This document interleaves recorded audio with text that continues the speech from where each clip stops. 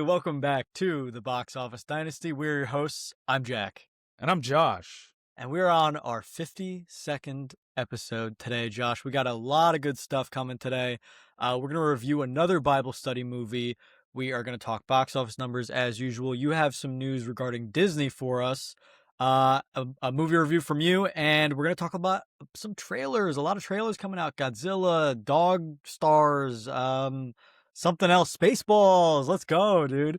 And then we're going to play a game at the end, which is always a lot of fun. So it's going to be a good episode, as usual. And just to warn everyone, especially Sid, it's not another Tower of Categories. We are taking a bit of a break from that one. It's not another 2-hour long game. Yeah, we're not sitting here being like, can I get This is actually a game that you can win.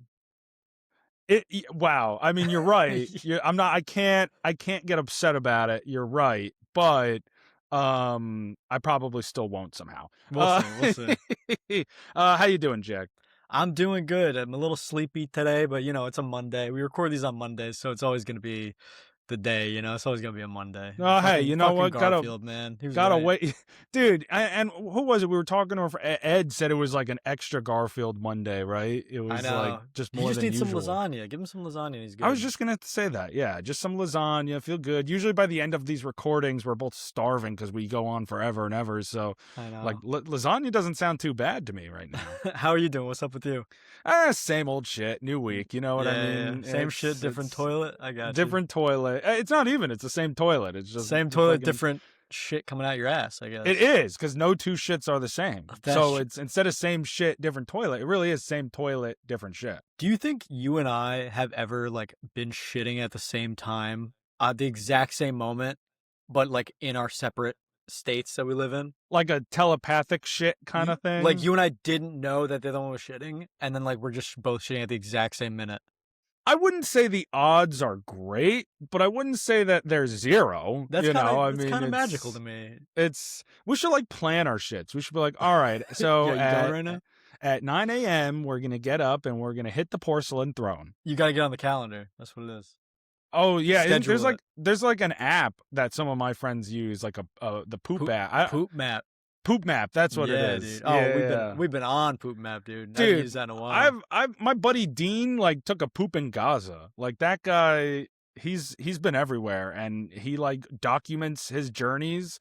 You'd think, wow, Gaza, that must be such a transformative experience to be there. And he's like, yeah, man. So I took a dump, and it's all right, well, I'm just great for you, Dino. There's too many jokes I can make, and all of them are insensitive. So I'm just gonna skip to the next thing.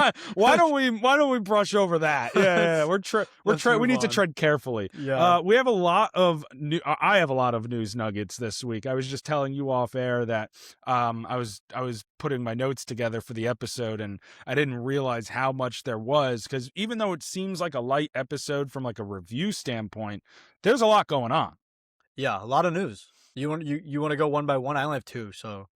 Sure. I mean, I guess I'll throw out my first one, because this one is probably I put my least conversation based ones at the start, just oh, that's cool. Okay. The first one being that a new Longlegs movie is in the works, with Nicolas Cage set to reprise his role, the titular role of Longlegs. It's described as, quote, not a sequel, but set in the same universe. So we are going to get more from, I don't even know, I assume Osgood Perkins is going to return in the director's chair, but we are getting another addition to the Longlegs universe. Did you ever see that movie? Yeah, and I didn't love it. It was okay. I don't like the paranormal shit. I just think it's boring. I liked it. I loved here's the thing. I loved the tone of the film. And I think it was a really visually creative film. I don't know if it would hold up as well on a rewatch, so I'm a little skeptical to revisit that one. Mm-hmm. And I also don't know how I feel about this news. As much as I love Nicolas Cage, I feel like any further ventures in this universe, it'd be more interesting if it was just Micah Monroe's Agent Harker solving other cases. I don't even remember how the movie ends. Does he die? Does Longlegs die? I don't think so. Maybe he does. The whole thing. I don't actually. He does. He does. It doesn't even happen at the end of the movie. He continued to haunt after he died or something. Oh yeah, didn't he kill himself? He like kills himself or something, like I Yeah, in would the say jail maybe cell. two-thirds of the way through Yeah, yeah, yeah, yeah. during that like which was probably the best scene in the movie, is that interrogation Yeah, scene that was crazy. between the two of them. So yeah, anyway, well, we're All getting right. another Longlegs film. Some news from DC Studios. We are reportedly getting a Static Shock movie that is in development. I don't know if you know too much about Static Shock. He's a Nope. young teenage black superhero with electric powers. They always give the black superheroes electric powers, which is very strange to me. You ever notice that? Racially charged. Haha, Black Lightning, racially Static charged. Shock, Storm, Miles Morales has electric powers. It's very weird. Anyway, so yeah, Static Shock movie reportedly in development. Michael B. Jordan was actually, I think he was set to produce in 2020 when it was originally announced, and then it got canceled. And now it's just announced again that they're back on track. I don't know if Michael Jordan is attached still. Michael B. Jordan, not Michael Jordan. If Michael B. Maybe both Jordan of them. is attached still, but Static Shock is a superhero that many, many people have been requesting for a live action appearance, and we haven't gotten it. So it's very exciting news. And this is going to be part of the DCU. I'm assuming if I'm assuming it'll be like a Blue Beetle situation. Like even though it was like already in development beforehand, it'll still be a part of it, even if it is kind of not really involved.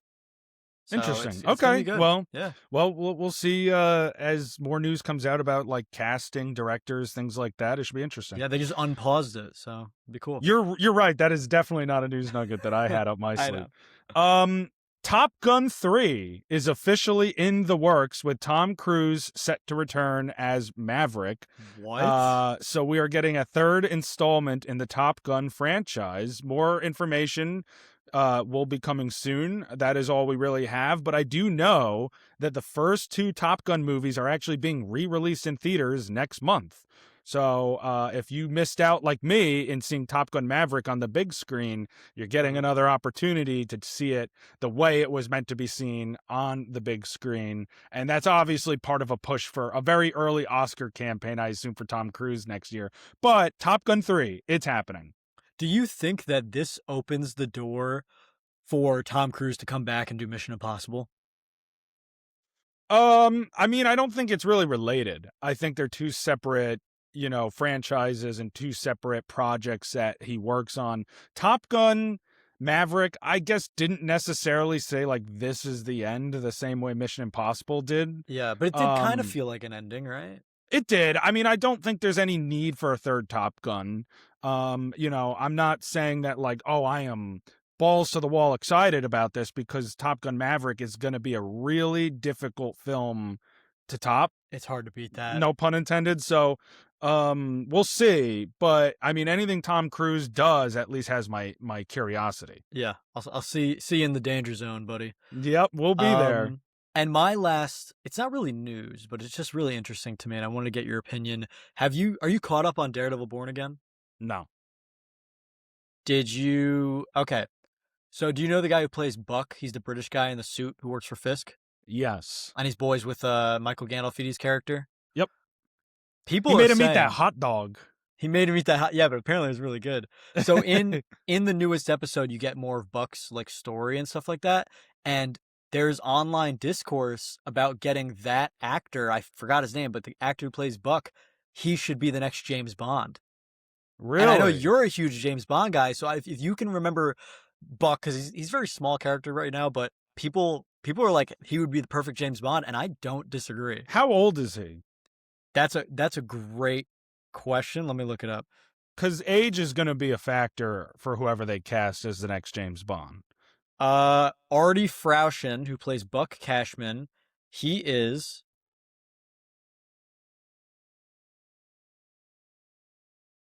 72. No, I'm just kidding. Wow. He's 33. Okay, might be a little old. He's 33 years old. Okay, that's not bad. I mean, Daniel Craig was 38 for Casino Royale, and he did the role for 15 years.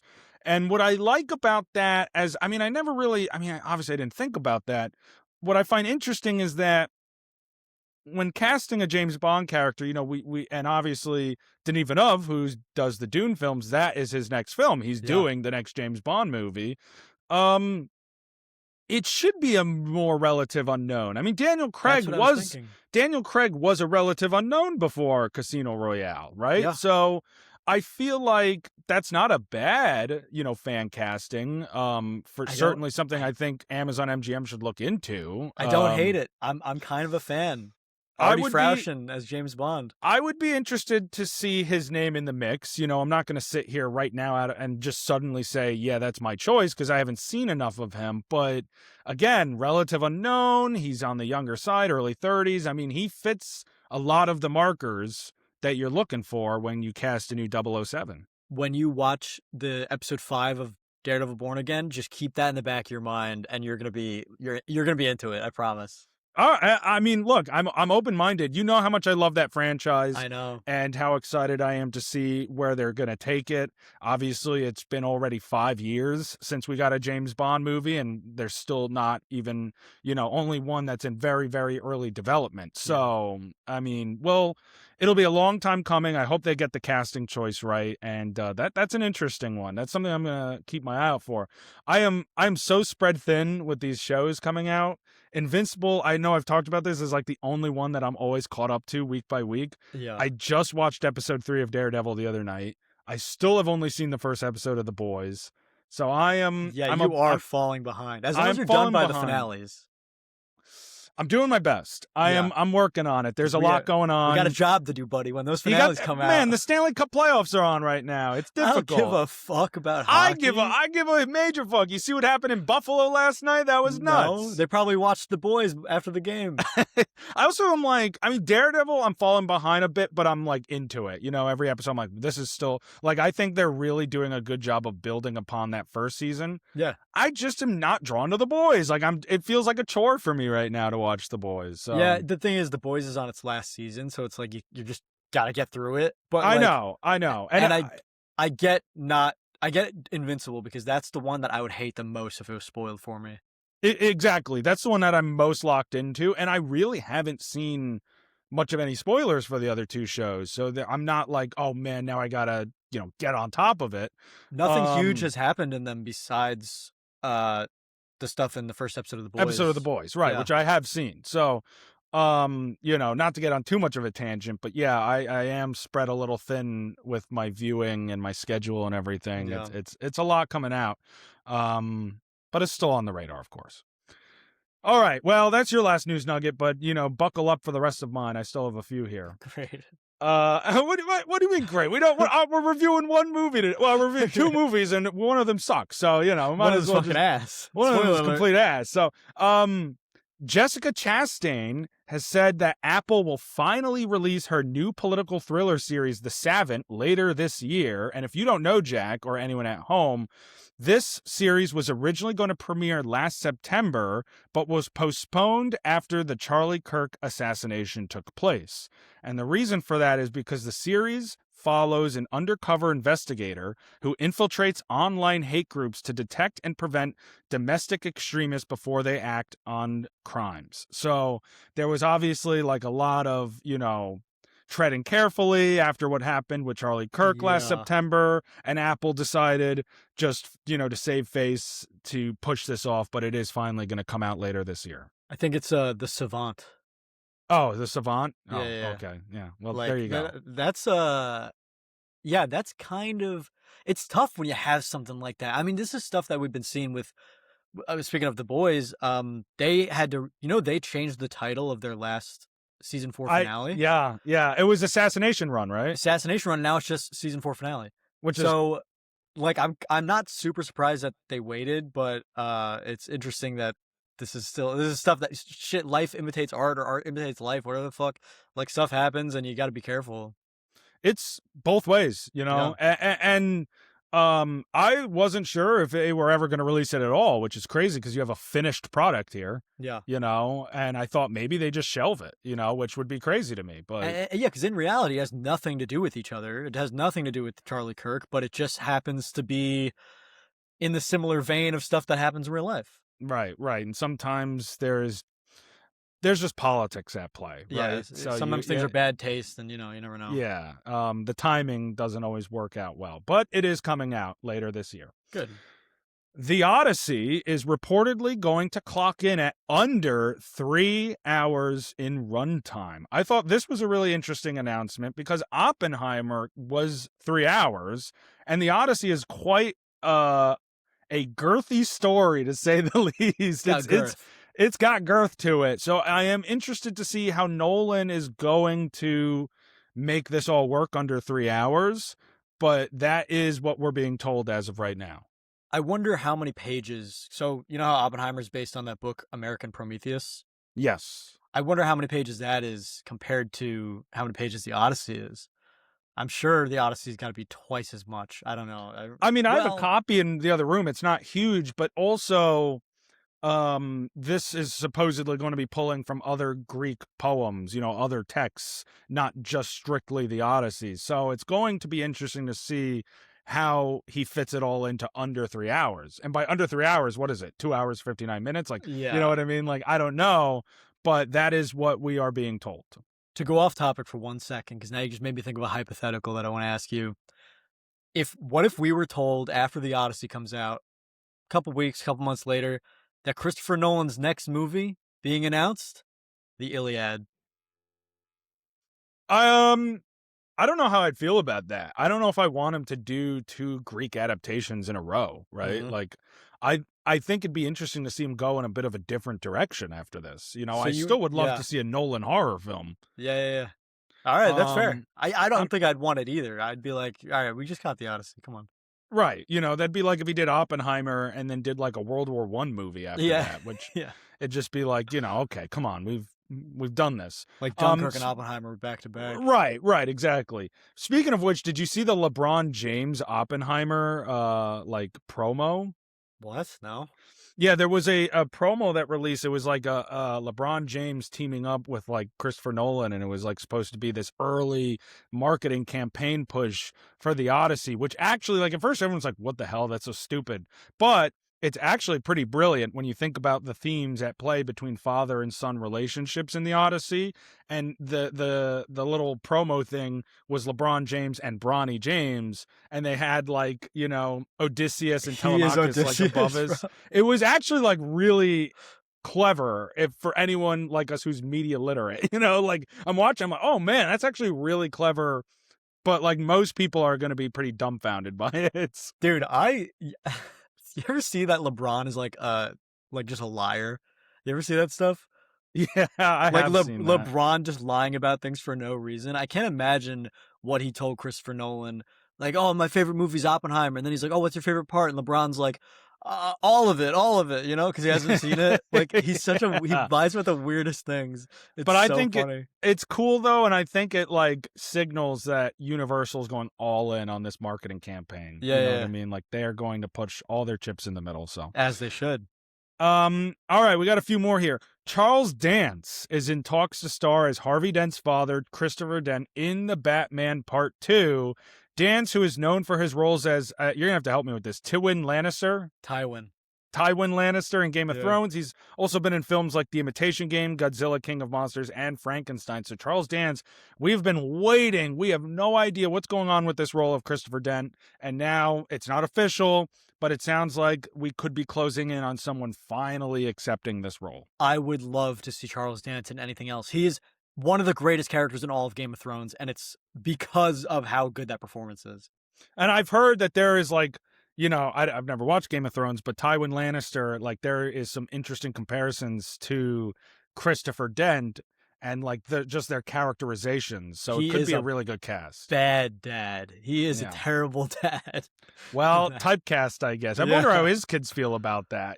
Charles Dance's real kids. Maybe they're liking it. All right, I got 2 more, and these are the 2 I would say most interesting for you to hear. I know what you're going to say, because I just thought of one that I forgot to write down, and I know it's one of yours. And the funny thing, it's probably going to be the first one, but it also could have been the second one. Okay, but it's probably going to be the first one. Avengers Doomsday. Yep. That's no, it's both of them. It's both of them. You don't even know what the other one is yet. Yes, it probably is both, though. Avengers Doomsday is officially not changing its release date. We know for the last couple episodes we've been talking about it. Is this going to happen? Maybe, maybe not. It is officially sticking with December 18th. So it will release alongside Dune Part 3. And what's interesting about this is obviously we know Dune has the exclusive rights to IMAX screens. And so without these access, Disney has announced the creation of Infinity Vision. And I put Wild. quotations around that. Infinity Vision, which they claim is a new format that is aimed at delivering the biggest and most immersive theatrical experience where certain requirements will need to be met by theaters to showcase the film in this so-called fucking format. But it's essentially a workaround for them because they lost out on IMAX. And my question about it is, if all the biggest screens in the theaters will be going to Dune, what are you talking about that it's going to be the biggest screens for Infinity Vision? What even is that? I don't know what the difference is between IMAX and Infinity Vision. I mean, it's not going to be IMAX, so how do they? There's no explanation. They're just saying shit. They're just saying shit because they can't accept that they lost the IMAX screens and they refuse to move their release date. It's going to be digital, and they're going to play an Infinity Vision ad in the front, and people are going to think, "Oh, we're in Infinity Vision." Right, but And it's not it's going gonna to be be placebo. It is a placebo. I agree. I think it's a placebo effect because, like, again, the largest screens are IMAX screens, and those screens will be going to Dune that weekend and for the few weeks, after they release. So, Infinity Vision, it sounds to me like, again, they're just pretending that they have come up with this brilliant high concept format Yeah, for better than theatrical viewing, IMAX. better than IMAX. Like, I then I use that have for a every movie you make in the future. Right. Well, they did say that they're like, releasing that they're premiering it when they re-release Endgame in theaters in September. But I think Um, like when they start making movies after Doomsday, if it's not Infinity Vision, if they try to get the IMAX, it's very telling that IMAX is just better. Like that, this is them saying we have something that's probably better than IMAX. Well, we should never get IMAX again. Why would they want IMAX if they have something better than it? I don't even think they can claim it's better because they tried desperately to get the IMAX screens, and this Yeah. feels like a fallback for them now because they didn't get them. And they didn't claim it's better. I'm just assuming that that's what they are trying to push because they have to say it's better. Yeah, they do. But I think I mean, It's very disappointing that we're not going to be able to see Doomsday in IMAX, though. That sucks. I was really hoping for that change of date. yeah, I think it would have been better for everybody because look, you can't say, well, Dune should give up the IMAX screens when the film was literally shot in IMAX. Yeah, they shouldn't. They have no reason to give it up. They have no reason. They shot it in IMAX. It was made for that specific format, and they got there first, So, First I come, first mean, serve. right. Like, and that's even you. Obviously, you and I have differing excitement levels for both of these movies, but as someone who's even more excited for Doomsday than Dune 3, you can even admit, because it's logical, they got there first. Yeah, And and what world is like Disney's not going to bully them out of it. There's no reason for them to move. especially if we all know that Doomsday's going to pocket more money, IMAX is a large chunk that Dune is now going to secure for itself. It's not going to finish number one in the box office. So why should it give up the only box office leverage it Yeah, has? it makes no sense. It makes no sense. So, a sign of the times, I would say. And my final one, which I guess you knew too, is No. My thought those were two different ones. I thought Doomsday's not moving plus Infinity Vision. I had those too. it was like a 1A, 1B for me kind of thing. So then I don't know if you know this last one, but it is related to theaters as well. AMC is raising the price of their A-list memberships once again. It's a $2 increase, so it'll now be $28 per month in many states, and it's going to probably be even higher in New York and California. Sorry, buddy. It's $30 in New York. Yeah. So it is the second price increase in as many years. A-list going up, but I would still say it's worth it. You know what I mean? Like, it's going Well, to be tough for you to convince me. Like, it's going to take a lot more of an increase for me to say this is not worth 4 movies a week in any format. I had this conversation with my brother recently. How much money do they have to raise it to until you say, fuck that, I'm not paying anymore? It would have to be like, let's say you want to watch, no one really can do 4 movies a week, but let's say you watched like 4 or 5 movies a month in theaters. If it's costing about the same or more than it would to just buy those tickets on their own, now you are obviously pushing it to it's not worth it. But as long as you're saving money and you're going to go see that amount of movies a month, And again, you could see 4 a week, right? Yeah, So yeah. like, Just if it's you don't have a job, maybe. well, yeah, or if spring break from your college. I don't Oh know, yeah. or if you just if you don't have a job. I have never done the 4 in a week since they increased it. I had only done the 3 in a week when it was 3 like a handful of times ever.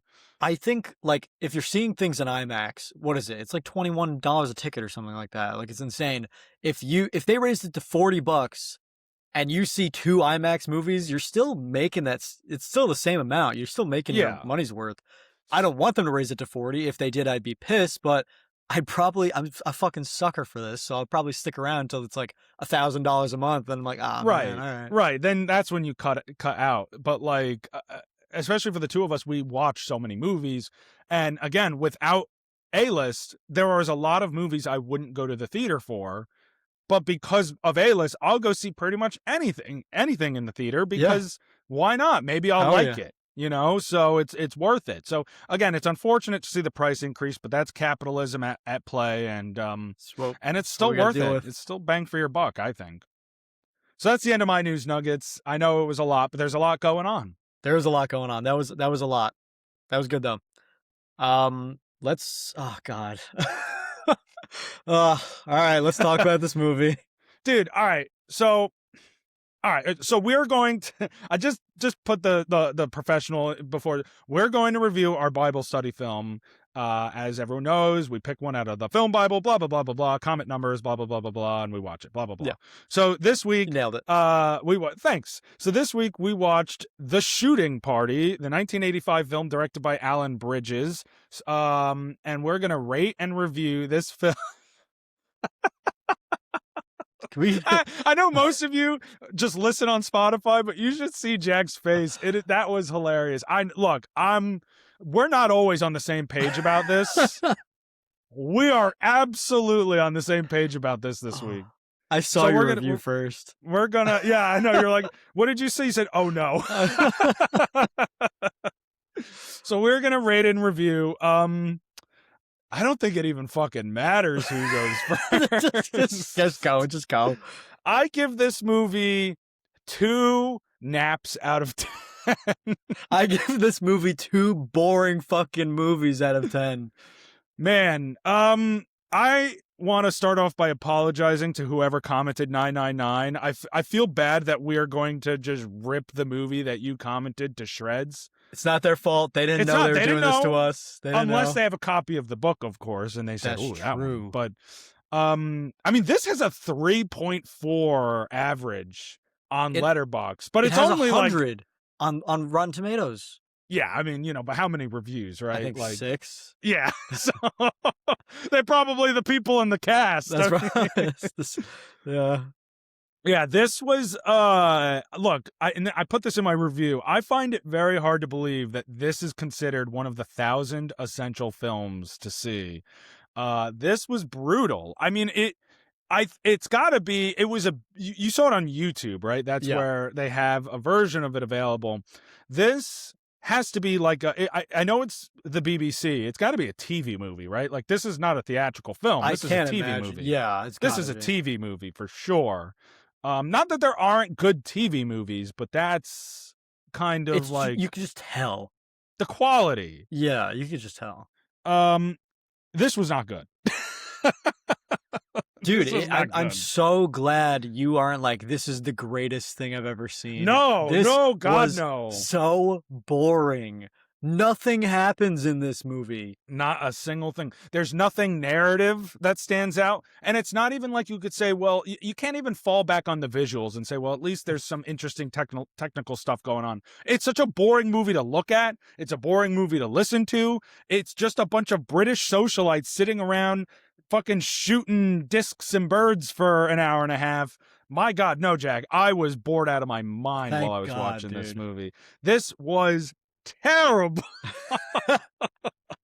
Dude. And I don't even know what happened. Dude, to be fair, yeah, that guy at the end just fucking That was died. the only somewhat interesting thing in the whole movie. Dude, the only somewhat interesting thing. This movie also, guys, we're shitting on this movie. You would think this movie came out in like 1915. This movie came out in 1985. It's like an actual movie that came out in the last 50 Whoa, years. wait. There are actual movies that came out in 1915. There are probably a lot better movies in 1915 than Honestly, this you're one. probably right. And I usually wouldn't admit that, They but you're right. probably are. No, no, this Oh, movie was man. literally like this movie came out after fucking Star Wars and This came out the Back to same the year as Back to the Future. Future. Yeah. Dude, this sucks. This sucks ass. Yeah, man. The only thing about this movie, the reason why I gave it a 2 and a 1, not a 1, the only thing that I appreciated about it is the main character, the guy who played Sir Randolph Nettleby. And no, I didn't actually remember that. I'm just reading it right now. It's not like I remembered it.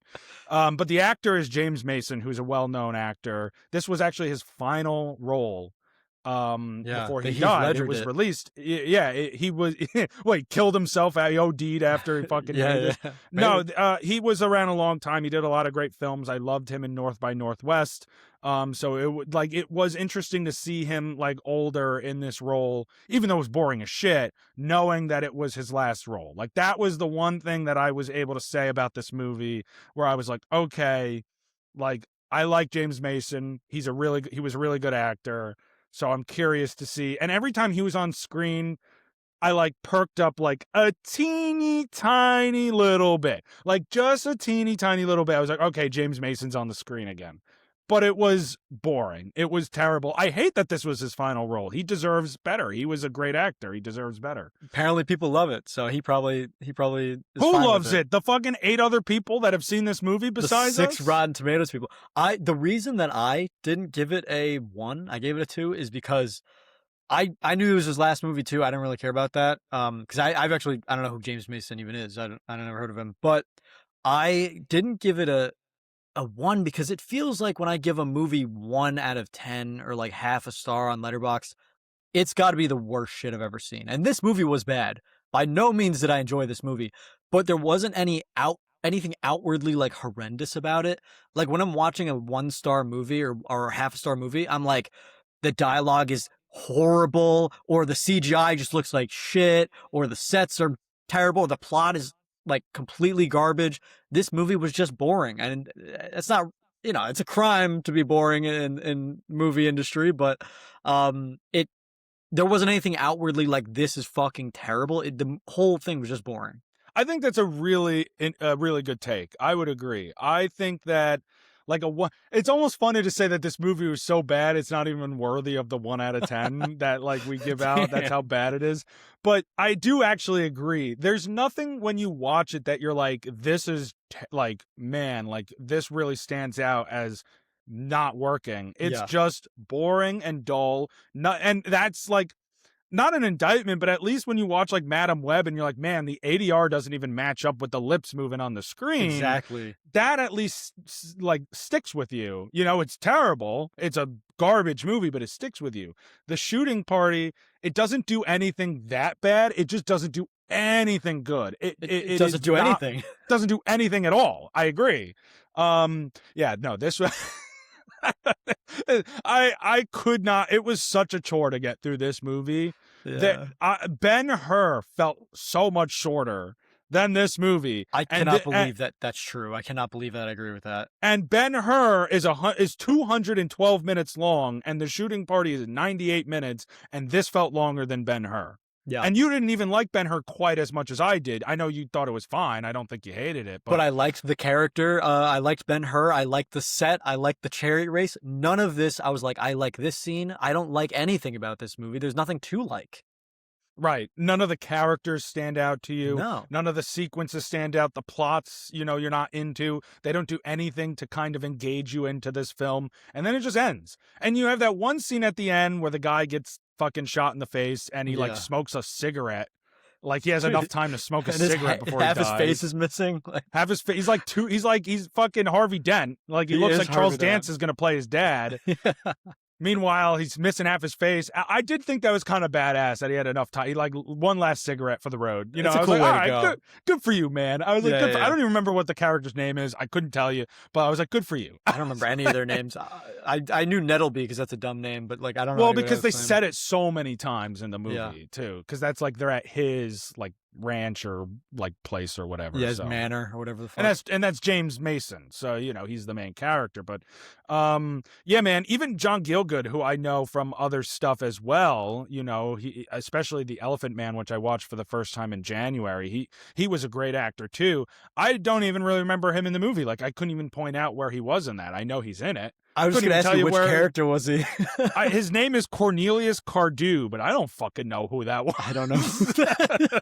I couldn't tell you which one that was. Dude, you gotta make a certain type of movie that people come out of it after watching it and knowing they're gonna review it, and they're like, I have no idea who anybody or what anything is and what happened at all. That's how you know your movie sucks.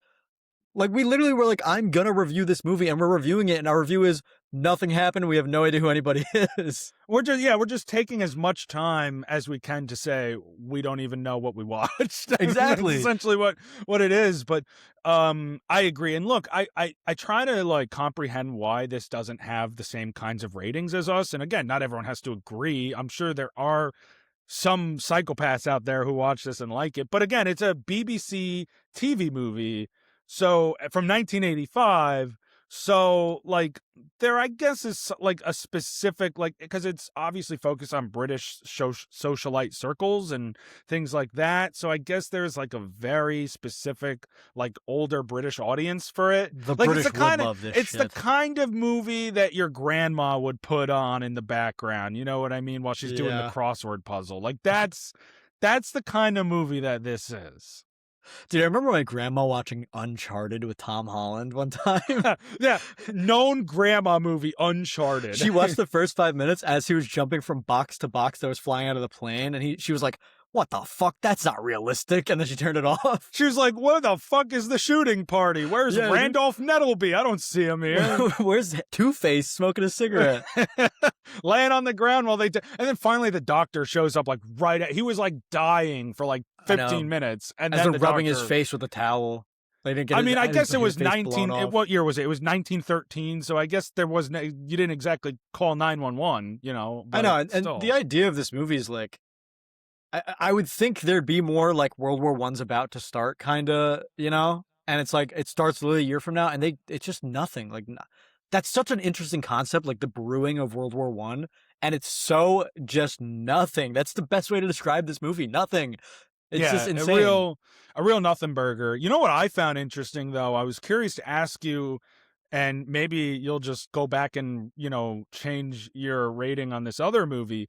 It's not the lowest rating you've given a Bible study movie yet. And this was my least favorite Bible study film. Like, this is last place for me. This is even below The Jazz Singer, which I did not like at all. But at least The Jazz Singer, to your credit, where you mentioned like there is nothing about this movie that sticks out in any way. The Jazz Singer, obviously, we had talked about that week. It's got blackface. There's a lot of racial undertones, complicated feelings. At least I remember that. At least it holds a place in film history. It was the first film to sync audio and visual, things like that. That one scene when Al Jolson's character starts singing for the first time is, that, again, a scene that I remember. It's something that I took with me after watching the movie. The shooting party is none of that. I was falling asleep the whole time. This was genuinely my least favorite of them. But you rated, I believe, a Morris Peros lower. So I'm curious. I'm going to ask you your thought process. That's all. I have The Shooting Party is my third least favorite. So I actually have it above The Jazz Singer, and I have it above a Morris Peros. And this is why. Because the things, we talk about how this movie did nothing, and in some cases that's better than doing something bad that stands out. I think there are just things that I deem worse. I mean, if the blackface and the racial stuff in Jazz Singer, even though this movie is nothing, I think of it like, this is nothing, but at least it's not that for Jazz Singer. And then when I look at a Morris Peros, I'm like, this is nothing, but at least there aren't dogs killing each other and like disgusting animal cruelty shown.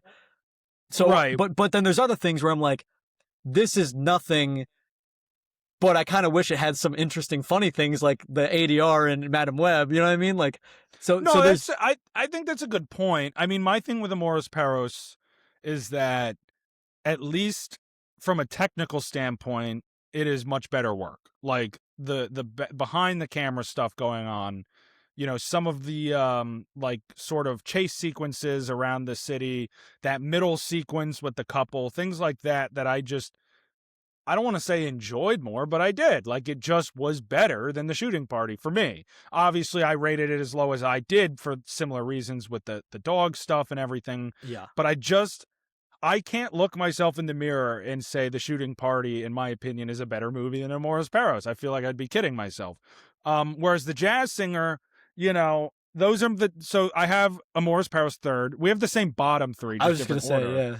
Amores Perros is so out of 17, Amores Perros was 15, Jazz Singer 16, Shooting Party 17. And again, I just think there's such a complicated discussion around the Jazz Singer. Obviously, I don't condone the racist stereotypes, the blackface, and everything that happens in the movie. But there's an interesting conversation about the perception of it at the time versus now. There's a historical element there, I guess, that I don't like the movie. It's not necessarily better, but it's more worthy of my time. You know what I mean? Whereas the shooting party that's is a good way to put just it. like the shooting party is just like it's a nothing burger. There is nothing, no substance, nothing whatsoever with that film. No, Like, I don't want to say the Jazz Singer has redeeming qualities, but there is literally nothing redeeming about the shooting party. like for you can at least get something out of the jazz singer, even if it is an interesting conversation or discussion that you can get out of that. For this movie, you can't get anything out of it. Right. There's nothing to be taken from the shooting party. At least the jazz singer, maybe there's some negative takeaways, but man, can we sit and have a really interesting discussion and analysis about its place in film history, its place in, Black history, the shooting party. What are we talking about? British history. I mean, this film came and went, and no one knew anything about it. No one knows this exists. I can't believe it's in this book. I'm curious to know, what is your number 14 on the list? La Adelante. We have the same bottom 4. Yeah, but at least La Adelante, which came out in 1934, that had a couple of really unique visual sequences. Is that the especially one where for that drowning? time period? Is that that was really cool. You know what I Yeah. mean? With the dream sequence and the drowning. Yeah. That I thought that is that alone makes it a better movie than the bottom 3, in my opinion. Especially again for a film that's over 90 years old. There was a few things about La Adelante that I thought were okay. I wouldn't watch it again, but yeah, that is my 14. 13 is where we would diverge, I think. Yeah, I have Mad Max. Yeah, I have Fast City. So, yeah, I mean that's really all I have. For this boring ass movie. I'm surprised we've talked about it this long. I know. Man, let's just forget this movie ever existed. Yeah, we're just gonna breeze past this one, and we're gonna pretend it didn't happen. And I pray to God that next week's box office Bible study selection is better than this one. Again, Yes. It's not 999's fault. Whoever commented that, please comment again. I hope that we would Please. pick your movie and it would be better. So I feel bad. Like when people comment, they obviously want their movies picked. They want us to watch, and hopefully, obviously, they don't want us to hate it. So I always kind of feel bad when I watch it, and I'm like, man, I'm just not liking it. And obviously, for me, I've liked way more of these movies than I didn't like. Not way more, but more of these movies than I didn't like. Oh man, this one was just really tough to get through, though. Yeah, I think most people, they don't care about the movie itself. They just care that we picked their number. So I think that's... Yeah, I think we there's picked just an 999. We intrigue picked to your it. We favorite did. number, but it happened to be a shitty movie. Yeah, It is what it is. Happened to be my least favorite, and that's not easy to do. I love movies. You know what I Yeah, mean? Like it's actually 999 should be impressed, because I don't know if there will be a movie worse than this one. I mean, I just don't know. I didn't think there could be a movie worse than The Jazz Singer, but here we are. Yeah, Morris me Perros. too. I didn't think I thought after The Jazz Singer, I was like, this is gonna be my least favorite in this segment. I was like, it's not gonna be topped. Unless I don't know if Birth of a Nation is in there. I would borderline boycott this goddamn segment if we ever pulled that movie. But because that would be worse than The Shooting Party. That would be the worst 4 hours one. long. Yeah, it's fucking 3 or 4 hours. It's a silent film that's so you think that Jazz Singer's racist. Buddy boy, let me tell you, man. you nothing. Someone's going to compared find the that Birth number of a in the Nation. book and comment it 50,000 times. And then when we see it on the wheel, I'm going to look up at you. I'm going to just spin again. You're like this. I'm like, Cut this part. So yeah, I am good on that. But that's the shooting party. Thank you to I guess thank you to everyone who comments numbers. Yeah, keep Jack and commenting. I keep commenting. I have a hard time believing next week's will be worse than this one. So Yeah, it's only up from here. no, unless it's the birth of a nation. Unless, well, maybe not. All right. Oh Moving man. on. So let's talk some numbers, baby. Let's talk some numbers. Box office numbers, folks. You know how this goes. These are the box office numbers for the weekend of April 17th through the 19th. In fifth place, in its second weekend of release, making $3.8 million. Definitely not The Shooting Party. Instead, it is You, Me, and Tuscany, that rom-com starring Halle Bailey and Jean Roger Page. So, doing pretty decent, I guess. I don't know the budget, but it can't be that much. I doubt it. In fourth place, in its third weekend of release, making $4.8 million more dollars, hanging on to the top five, is The Drama, the A24 film that's been one of the biggest successes in that studio's history, starring Zendaya and Robert Pattinson, holds on to the top five. In third place, the only film in its opening weekend in the top five, with $13.5 million, is Lee Cronin's The Mummy. This is a decent win. It's not a massive win for the film. Obviously, we'll get into it in a little bit when I saw it, so I'll give a little bit of a review. It had I think a $22 million budget, the film. It makes 13.5 domestic. It made $34 million worldwide.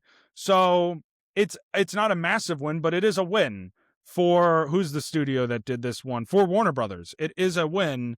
It will probably struggle in the weeks ahead. Next week already is going to Yeah, give it's a a lot big of week. there's going to be a lot of counter programming, against Lee Cronin's The Mummy. It might even fall out of the top five entirely. I especially with the bad word of mouth, but at least for this week, it's here. In second place, in its fifth weekend of release, with another nearly $20.5 million, is Project Hail Mary. Staying alive. This is staying alive, and for a film in its fifth week to be ahead of a first week release, obviously is big news. And I think it's really cool because Amazon MGM Studios is extending Project Hail Mary's theatrical window due to this impressively strong box office performance. It has already become the studio's highest grossing film of all time, and the film returned to IMAX screens on April 17th, where it will remain for at least one more week. Nearly a month after, actually, yes, a full month after its release. It is now at its worldwide, and so it's at 250, or no, excuse me, I'm dyslexic. $285 million domestically, $573 million worldwide. It should, especially with the re-release, cross $600 million.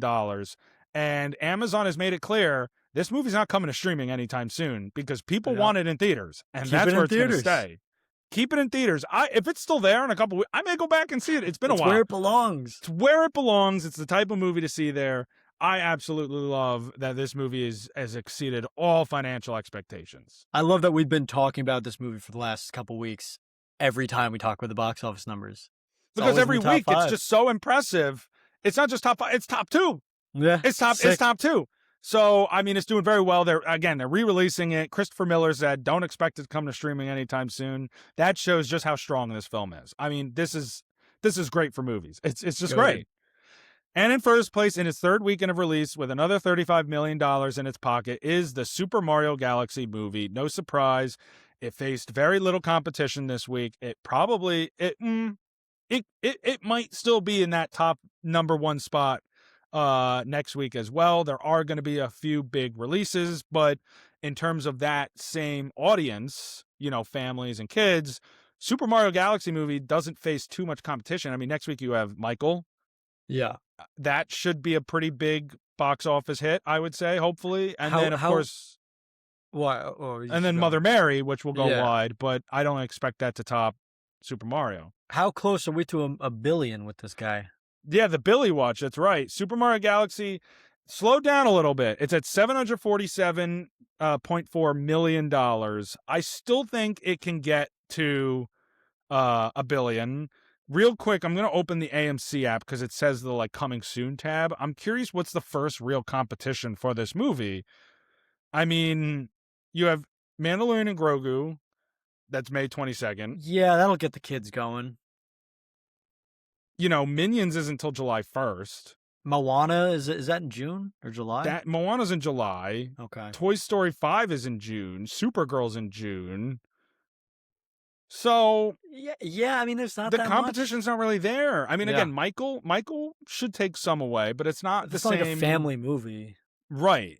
And May 1st, you have The Devil Wears Prada 2 coming out, but again, It's not the not. same audience. Yeah. So even if it can maybe knock Mario from number one, maybe, this should maintain its spot in the top 5 for weeks to come. So Yeah. it might limp to $1 billion. It might not make quite as much as the first one, which made, what did the first one make? Stupid app. Super Mario. I'm just curious because I know it was over $1 billion. Yeah, I wonder, was it It 1.2 billion was maybe? I clicked Galaxy again. My bad. It was 1.3. Okay. So it may not get to 1.3. I still think it'll get to the $1 billion mark. I And think so. And I we're kind gonna of keep hope track so. of it. First $1 billion movie of the year. I want them to make more of these and hopefully better ones. So, I don't we'll want them to see. get the wrong idea though, you know what I mean? Just keep Well, churning out the as slop. long as this one makes less than the first one, they'll know the first one was better. That's true. I mean, Avatar had kind of a similar thing where it made $1 billion. It made a lot of Avatar Fire and Ash made a well over $1 billion, and it was considered like not a failure, but like compared to the first two. Yeah, yeah. And I would argue it's on par with Way of Water because they're like two halves of like an arc there. So I don't think one is significantly better than the other. For me, they're all like 4.5 star movies. Right. I don't think. Well, I would argue the first Avatar is the worst one because just from a visual standpoint, which is the whole point of Avatar, the second and third raise the bar I don't entirely. know. I don't know which one the worst one is. I know the second one's my favorite. That's all I But know. they're all very consistent, right? Yeah. I don't think any one, especially of those two that came out within a couple of years, I don't think either does anything significantly better or worse. I Yeah. think they're consistent. So, anyway, that is the box office numbers for the weekend of April 17th through the 19th. So, congrats, I guess, to Super Mario Galaxy and Nintendo for really very strongly holding on to that top spot by 15 million. They're holding on to it. Impressive. So we're going to move on, and we're actually going to talk a little bit, since we're talking numbers, we're going to give a little, this was going to be a news nugget, but I think it's better if we just have a bit of a conversation about it. I think you'll have more to say about it than the news nuggets. I think I'll have a little more to say about it than the news nuggets. So I wanted to give it its own space. So we're going to talk about these Disney layoffs. I don't know if you've seen much of anything about it. I only saw one person post on Instagram that she was a artist at Marvel Studios and she got fired. And she was posting Yeah. her artwork that she wasn't allowed to release until she got fired. Right. So let's talk a little bit about what happened and what this means moving forward. Last week, Disney laid off over 1,000 employees across the company, with the majority of them coming from Marvel. In fact, roughly 8% of Marvel's entire work division was cut in these layoffs across the board. Comics, film, television, legal, and finance. They cut roughly 8% of all of Marvel's employees.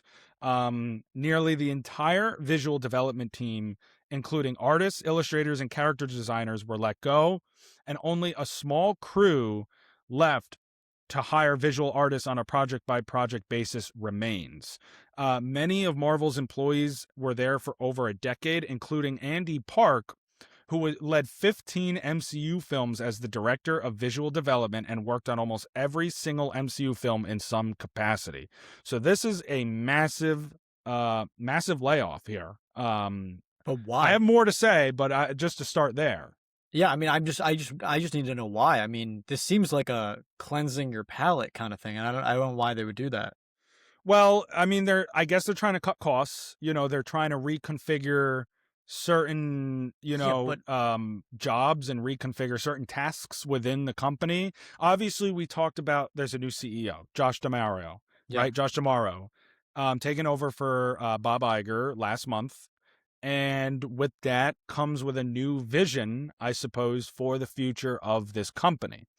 One of the things that I found interesting as well, Jack, is they also let go of their entire home entertainment team. Everybody. They wiped it out. That was the division in charge of handling physical media for all their properties, Disney, Pixar, Marvel, Star Wars, all of it gone. This signifies the end of an era to me for home entertainment. The landscape is shifting to streaming now. I guess that makes sense from a business standpoint. I just don't understand why they're targeting Marvel specifically. That I mean, that's their most profitable entity is Marvel, right? I mean, it's got to be. So It has been. why instead of putting more people on Marvel to make more things, to make better things, they're taking people away? That makes no sense. I'm very concerned by the fact that I mean, look, from the physical media thing, it's disheartening. It's not surprising, but it's disheartening. Yeah. I don't think we should be cutting physical media even in the age of streaming. I think there's an importance to that, especially for the consumer to have ownership over their own entertainment. Whereas, I mean, Disney and Netflix and all these streamers, they tell you what to watch based on what they give to you, what's available. I Yeah, think they lose shit and give shit away and get shit back every day. I think the biggest example is when HBO got rid of Westworld on HBO Max. You can't find it anywhere. Like Westworld is their show. It's an HBO show and it's inaccessible. I don't think you can rent it. It is not on any streaming service. It's Damn. just it's just gone. And I think that is very terrifying when you think about, again, ownership over media, and what audience and ownership over what audiences get to see. Physical media you couldn't take that away. Netflix and Disney can't come knocking at your door and take your Toy Story DVD away from you. They better not. But Stay away, dude. so it's not surprising, but it's disheartening that they are reconfiguring that. And as for the Marvel side of things, I find it very, not just disheartening, concerning, because we already know that Disney and Marvel have a history of rushing visual effects houses and the artists in them to get projects done. Sometimes Marvel movies look great. Sometimes they don't because they're being rushed, right? And so now that you leave just a skeleton crew left to kind of hire on a project by project basis, that doesn't inspire in me confidence that they're going to put their best foot forward in the work that they're going to do, and it's crazy to me because we just had CinemaCon, right? Where they go and they announce all these things. And at CinemaCon, Disney was touting their $6.6 billion global box office last year. 2025, they made $6.6 billion at the global box office. So it's kind of like, honestly, it's disgusting that they're letting 1,000 workers go, people who need the paychecks to live, to feed their families and keep roofs over their heads, while they're sitting there pocketing all this money, while they're sitting there and giving Robert Downey Jr. $100 million to play Doctor Doom, but they're firing visual effects artists that make the movies. That's disgusting to me. That's not okay. Every day, a company does something that just proves why they fucking suck. Every I day, agree. dude. It's I agree. insane that they. Just all right. You need to get in. There's a reason why. Is there an actual explanation why? Because as of now, I'm like, this is the dumbest shit I've ever heard. I've been trying to find one, to be honest with you. Let's see. I'll do like, because they have to have made a statement. No, they're just trying to slash roles, I think, because again, they want to maximize the company's profits. And I know we talked a bit about how Disney doesn't really make their money in the box office anymore. They make their money in their theme parks and resorts. That is where the majority of the Walt Disney Corporation's income comes from. So I think like I like one article right here talks about this is coming off the heels of surges and cuts across other tech and media sectors like Meta Platforms, Oracle, different things like that. It looks like they're triggering these just to cut costs. That's essentially what they're trying to do, and they're trying to streamline operations to smaller teams. I mean, it really raises this concern that we've already had about the role that AI is going to play in the future of entertainment and media in general. And is this the beginning of a rebrand that Disney is trying to mold itself into more of a tech and resort company than the family entertainment company we have grown to know over the last 100 years. That's crazy, man. They need the money. Yeah, okay. They don't, but they want the money. They I mean, want it. it's all about maximizing profit for shareholders, right? So, Yeah. I mean, they view these jobs as something that can be done with less people, or it can be done by AI, maybe. I don't know. I mean, we know Disney had that original deal with Sora to come out with like AI content on Disney Plus that they backed out of the deal once Sora went under, Yeah. which got obviously a lot of bad blowback about it because That's just insane. it's ridiculous. People don't want to sit at home and make Woody. They're not trying to make, Woody and Pocahontas and different random shit in like some slop. They want Yeah. good content. They want good storytelling, I which mean, has been the foundation of Disney. they got so much backlash even when the remember the Secret Invasion title sequence or intro? Do you remember that? It was Right. all Yeah, yeah, AI? yeah. It was And AI. they Yep. got shit on for that. So But I don't again, know. You'd think they it learn. it it feels less like, they just don't care about the negative response because it will ultimately make them more money. And at a certain point, we have to look ourselves in the face, right? We're going to sit here, we're going to Looking go at your see face. I know, isn't it nice? Yeah, it's nice. But your face is nice too. But Thanks, we man. have, we have to God, the shooting party sucked. We Fuck have that movie. to we have to look at ourselves in the mirror, man. I mean, we're still consuming all their products. We're going to go see Doomsday. We're going to go do this and do that. At a certain point, where is the line going to be crossed where we say, I love this stuff. I love Pixar. I love Star Wars. I love Marvel, but I can't support this. Like, we only really have ourselves to blame. It's the idea of like the masses are going to do it regardless, and that's something that we have with fast food and online ordering like Amazon and streaming and movies and stuff like that. It's always, and we all have this mindset where it's like, oh well, I'll drive my car places and hurt the environment because if I don't, everyone else is still going to do it. Or of course I'm going to use Amazon because if I stop, it's not going to change anything. Everyone's still going to do it. If I stop watching Disney movies, it's not going to change a single thing because everyone's still going to do it. But if we all stopped, then things would be different. But we all have that mentality that we mean nothing, and our change means Right. nothing.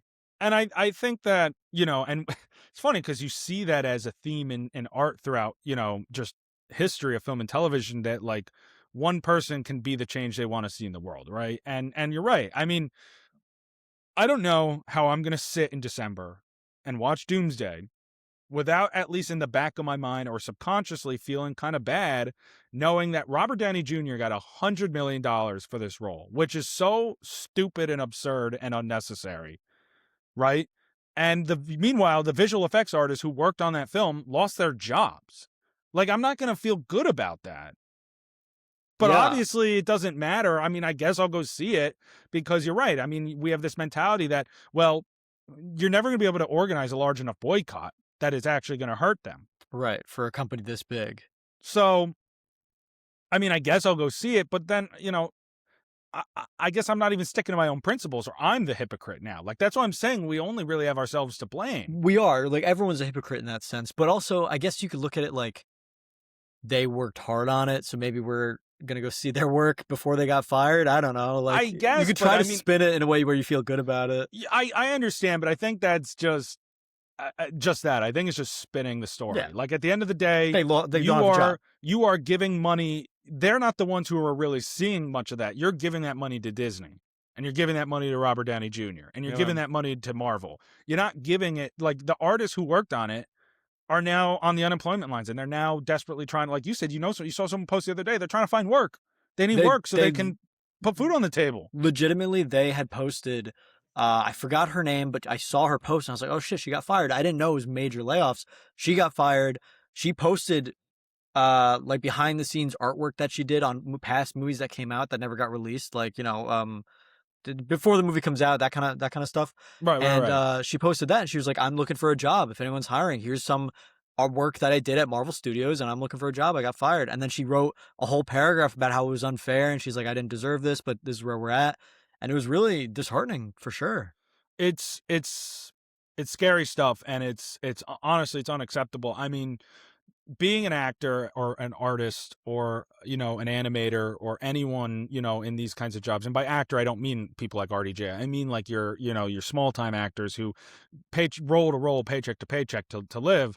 Like it's obviously the brutality. It's so of the job of the industry. It's tough. It's difficult, and you see these people in these positions.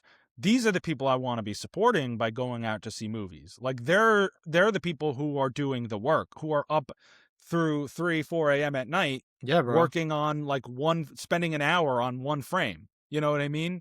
And so um when you have layoffs like this and you see a company that's like pushing for AI as the future of the industry of entertainment and trying to outsource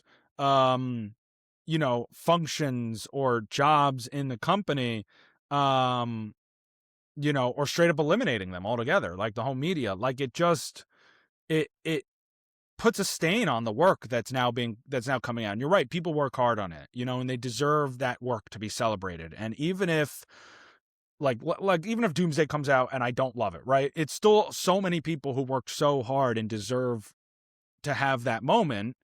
And that goes for every movie or show. And yet, like, I just, with every, every inch that we get closer to this consolidation of the workforce and using technology to take over and AI to take over certain job functions in the industry, it makes it harder to support. It makes it harder to put that past my own thought process and just enjoy the movie because, there are, we talk about it with Jessica Chastain and the Savant, right? There are real life elements at play here.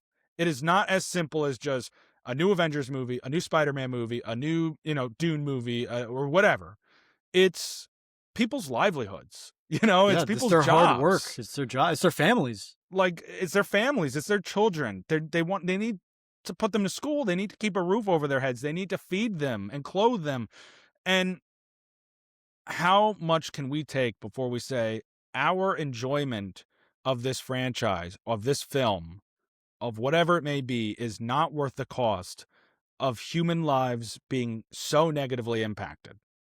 If Robert Downey Jr. took his entire paycheck from Avengers Doomsday, he could pay every single person that got fired $100,000. He could, but Is he that won't. not insane that he's getting 1,000 people? If they got $100,000, that's what he's getting paid just for himself.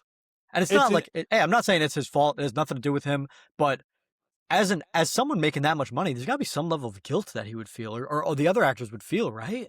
I mean, as someone who is as excited for Doomsday as you are, is there any world that Robert Downey Jr., even as an Oscar winner and the face of Marvel for 15 years, deserves $100 million for this movie? Is there any world where you think that makes any sense? No actor deserves $100 million for any movie. I agree. No matter what you're... If you get percentage of box office, if you make that deal, sure. Because if the movie's a huge success and you end up getting $100 million, sure. Like what the guy from Avatar did. He signed Sam Worthington. Sam Worthington. Yeah, absolutely. I agree, but that's a little different. That is different. You're not that's guaranteed the only way. That money. You should not be getting $100 million. Dude, in Spider-Man Homecoming, he has 8 minutes of screen time. He got $10 million. That's insane. I need his agent. Dude, I need to be him. Like, come on. Yeah. I love Robert Downey Jr. You're right. I'm not necessarily blaming him. I think any one of us would take that deal. But, yes, I'm not saying no to $100 million. But you're right. At some point, even he has to look himself in the mirror and say, is this right? Like, am I not just negatively impacting my fellow, my fellow colleagues that worked on this film? And it's really interesting at being put in that position. I mean, now I'm wondering what kind of pull the actors have. If you get the entirety of the leads of Marvel, of the MCU, to say that's wrong, give their jobs back, we'll take pay cuts. I would not doubt that Disney would do that to keep those actors around. I do, actually. I do, because really? I think I mean I do, because I think that they would just find someone else for the roles. They don't need Robert Downey Jr. to play Doctor Doom. I mean, they could get anyone. They did it. Well, they're desperate. We know that. That's a whole other story for Yeah. another day. But, like, that's Based after on, Doomsday comes out. You don't think, because 'cause he'll be in the next one. I mean, I don't know. I mean, I guess it depends on how much they use him, without the mask in the movie, Yeah. And things then like that. and But then you have directors too. Like, what if the Russos said we're yeah, I guess that's different because they'll they'll just find someone get else. someone else to make the They'll movie. find That's someone different. else to make the movie. That's the thing. Like, Disney can afford to just move on. There are actors who get blacklisted by by different studios. We talked about this with Paramount, similarly, who get blacklisted because the studios don't want to work with them because they spoke out about something. Yeah. So even though they may have some sway at Marvel, like Scarlett Johansson had to sue Disney over, not over like that breach of contract where she Oh, didn't get yeah, her yeah. proper pay for Black Widow back in like what, 2021 or 2022, whatever that was. Yeah. So, I mean, like how much, and she's one of the biggest, she's like the most profitable actor in the world. You know what I mean? So it's like, I don't know that they do have that much say as we think they do. You hate to see it because I'd feel so guilty making that much money while people lose their jobs. That's just I would rough. too. I would too. And I love Robert Downey Jr. And he was obviously so great in Oppenheimer. He's great as Iron Man, and I'm sure he's gonna be great as Doctor Doom. But where is the line? I've said that a couple times with this. Where is the line? When does it become too morally wrong for us to keep blindly supporting? And that's not just for us, the consumers, but him as well, and everyone involved in the movie. Damn, this episode got dark. But we've talked about things like this before, and But- it's real shit true. that's happening. It's such a massive impact on the industry because these are visual artists, visual effect artists, and animators, and people who are losing their jobs, and with this extreme consolidation of job functions in Disney, like we're going to see that rise of AI. And we've talked about a little bit of that, or at least we pretend to talk about AI in the show, but like, it's true. Like that is another rising threat. It's all connected. It's like a web. You know what I mean? Madam Web. God, the like- shooting party was so bad. But it really is like, and it's like, I hate how like corporate, just like corporate politics have, taken over and corporatized. That's not really a word, but I'm gonna make it a word. It's corporatized. They're like, corporatizing everything, man. It's so disheartening, and it really just puts I'm still going to see these movies. I might even enjoy them. Eventually that line gets crossed because already I feel a guilt about it. Like already I'm like, man, this just doesn't sit right with me. Yeah. Especially Just when you know how sucks. much money Doomsday's going to make too. It just sucks. Like at the end of the day, we're just like, damn, that sucks. And they did that. Yeah. So we'll see what happens moving forward at Disney as Josh D'Amaro takes over and ushers Disney into a new era. Whether it is a positive or negative one will remain to be seen. But right now, the public consensus, I don't think, can be too high. And this is, again, are they turning themselves into just more of a tech and resort company than an actual entertainment company? I mean, we'll see. We'll see what happens. Anyway, moving on, I'm going to give a brief review. Should it be spoiler free or not? I don't know how much you care. I'm that not there's- going to see this. Yeah, okay. So I guess there might be spoilers. I will warn. I don't know how much there will be just if it comes out, but I'll warn ahead of time. A potential spoiler review for Lee Cronin's The Mummy. Give my ratings and review. I give this film like 6.8 sarcophaguses out of 10. And I'll be honest. So we talked a bit during the box office numbers that the word of mouth isn't great. It doesn't have the best ratings. I went to go see this movie with very low expectations, right? I mean, you know me, I love monster movies. I love the monster classics. And I'm a horror guy. I went into this with pretty low expectations. And so maybe that helped, but I was decently surprised. I don't think it's great. I don't think it's this fantastic movie, but I think above everything else, Lee Cronin's The Mummy was a really fun theatrical experience. Like the audience was into it. It's a very gory film. There's a lot of visual body horror going on. There's like a scene. So basically, just to give you a very, very, brief idea of what the movie's about. Is it not like The Mummy? Like Brendan Fraser? No, Yeah. it's not. It's not Not similar to that. related or at No, all? Oh, no. okay. All right. Did you think it was? I thought it was either in the same universe or it was like a remake or something. No, you know what's funny about that? Blumhouse, who's the one who behind the film, they the only marketing I even saw for this movie ahead of time was them constantly tweeting Brendan Fraser is not in this movie. Like Uh, that's the only thing I saw the whole time. okay. So Um so I so, definitely need to know what this movie's about because I have no idea now. so basically the movie is about this family, and they're in Cairo because the dad is a journalist. They're there for work. And the daughter disappears one day. She's kidnapped and taken, and they can't find her. And 8 years goes by, and they never found her. And yet, 8 years later, they're back home in New Mexico. He's secretly Heisenberg, and I'm kidding. But they're back. No, I was just saying that because it's New Mexico. They're back home in New Mexico when they find out that their daughter has been found and she's alive. But so she comes home, but she's not herself anymore. She has cerebral palsy, and his wife's name is Skylar, right? Yeah. She actually likes to go by Flynn now. There's a Um, but, fucking um, Flynn. yeah, man, what the hell? No, you know what though? Like, so the thing is they found her in a sarcophagus, like all mummified, and she's like, she kind of does have cerebral palsy because she's like, I don't want to act it out. Don't but like, do it. Don't. I don't Actually, yeah, want why to don't you like. stand up and give us I a don't- walk? Well, Just she start doesn't walking stand around. up. Like she's kind of like confined to a wheelchair. Oh. Anyway, she's like cursed now. She's cursed by this like ancient Egyptian demon. They but found they her don't. in a sarcophagus? So there was like a plane crash, and this they found the sarcophagus in the wreckage of the plane, and she was inside, and she was alive. What the fuck? Okay. And it was 8 years. Yeah. And it turned out, like, spoiler alert, I guess, like it turned out she was kidnapped by like this person who they have to do this ceremony because there's this ancient Egyptian demon that they have to like sacrifice a vessel, a body, a human vessel to like trap it in. And they choose kids because it'll last longer. Like they're young, so they'll live longer, whatever.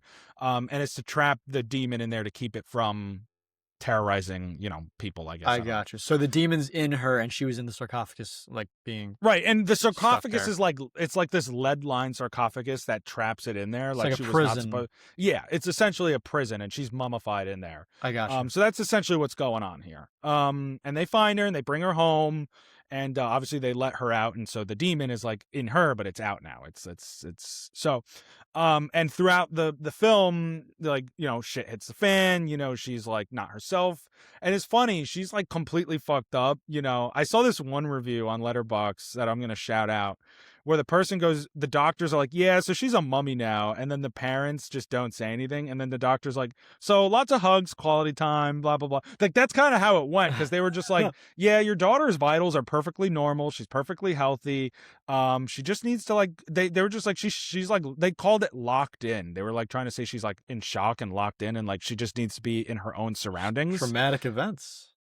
Sure, but it turned out she was a fucking demon mummy instead. Yeah, well, it happens. Yeah, happens to the best of us. Yeah. Probably happened to that guy in the shooting party. Probably. So, yeah. Anyway, that's what happened. So, again, it had the film. It had like positives. It had a lot of really interesting visual horror, a lot of body horror, a lot of disgusting stuff that was well shot and well made.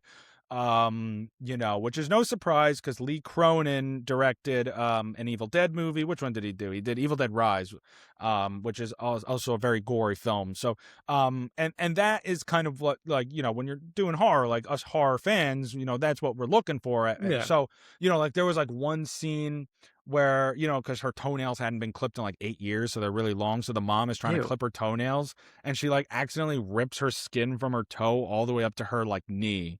Like, just rips off because she's a All the way up mummy to her now. knee, bro. Just cut that shit. Well, she was trying to cut it and it wouldn't cut, and she was like, like push it down, so, and then Ew. like it just like ripped like off. It was so disgusting, but it was like, and it was. Gross, dude. I know the whole time I went to go see it with Matt, who was on the show, that one episode, and the whole time we're just like, oh, like, you know what I mean? But it was like a Like fun this. theater experience. That's classic, literally- dude. That's what it was like. It was a fun theater experience. I mean, the makeup team did a hell of a job on her and on the whole thing. It was really, I think, well done. I know that people have problems with the film. I share the sentiment that it is too long. There is a lot of lulls in between, the horror sequences where just not a whole lot is going on. I mean, the film was over 2 hours, 133 minutes. So it's not like insanely long, but it did not need to be that long. They could have cut things out. Certain aspects of the family that you just don't care about, that they don't really help you get into. I mean, I thought the performances were pretty good for a horror movie. Jack Rayner, who you might know from Midsummer, Oh he yeah, was the boyfriend in Midsummer. yeah. He was the dad in this. I thought he was pretty good. I mean, there's not a whole ton to say. It wasn't like a horror movie that really like wowed me. It had enough horror sequences in it that I enjoyed to like say, all right, like I don't think it's as bad as some people are making it out to be. Dude, the set of doubloons on Lee Cronin to put his name in the title. What the what are we? Who the fuck is this guy? That's what I said. Who the fuck is Lee Cronin? I think that's such a weird thing to do. And I was reading about it, and I think they did it for the same reason that you were confused about the whole mummy thing with Brendan Fraser. They were like, well, we want people to realize it's not like the same, which Yeah, two arguments. One, that's dumb because the Brendan Fraser mummy movies are by not even close to the only adaptations of the mummy, right? Like there's been countless mummy movies over the years. So why should this be any different in comparison to that?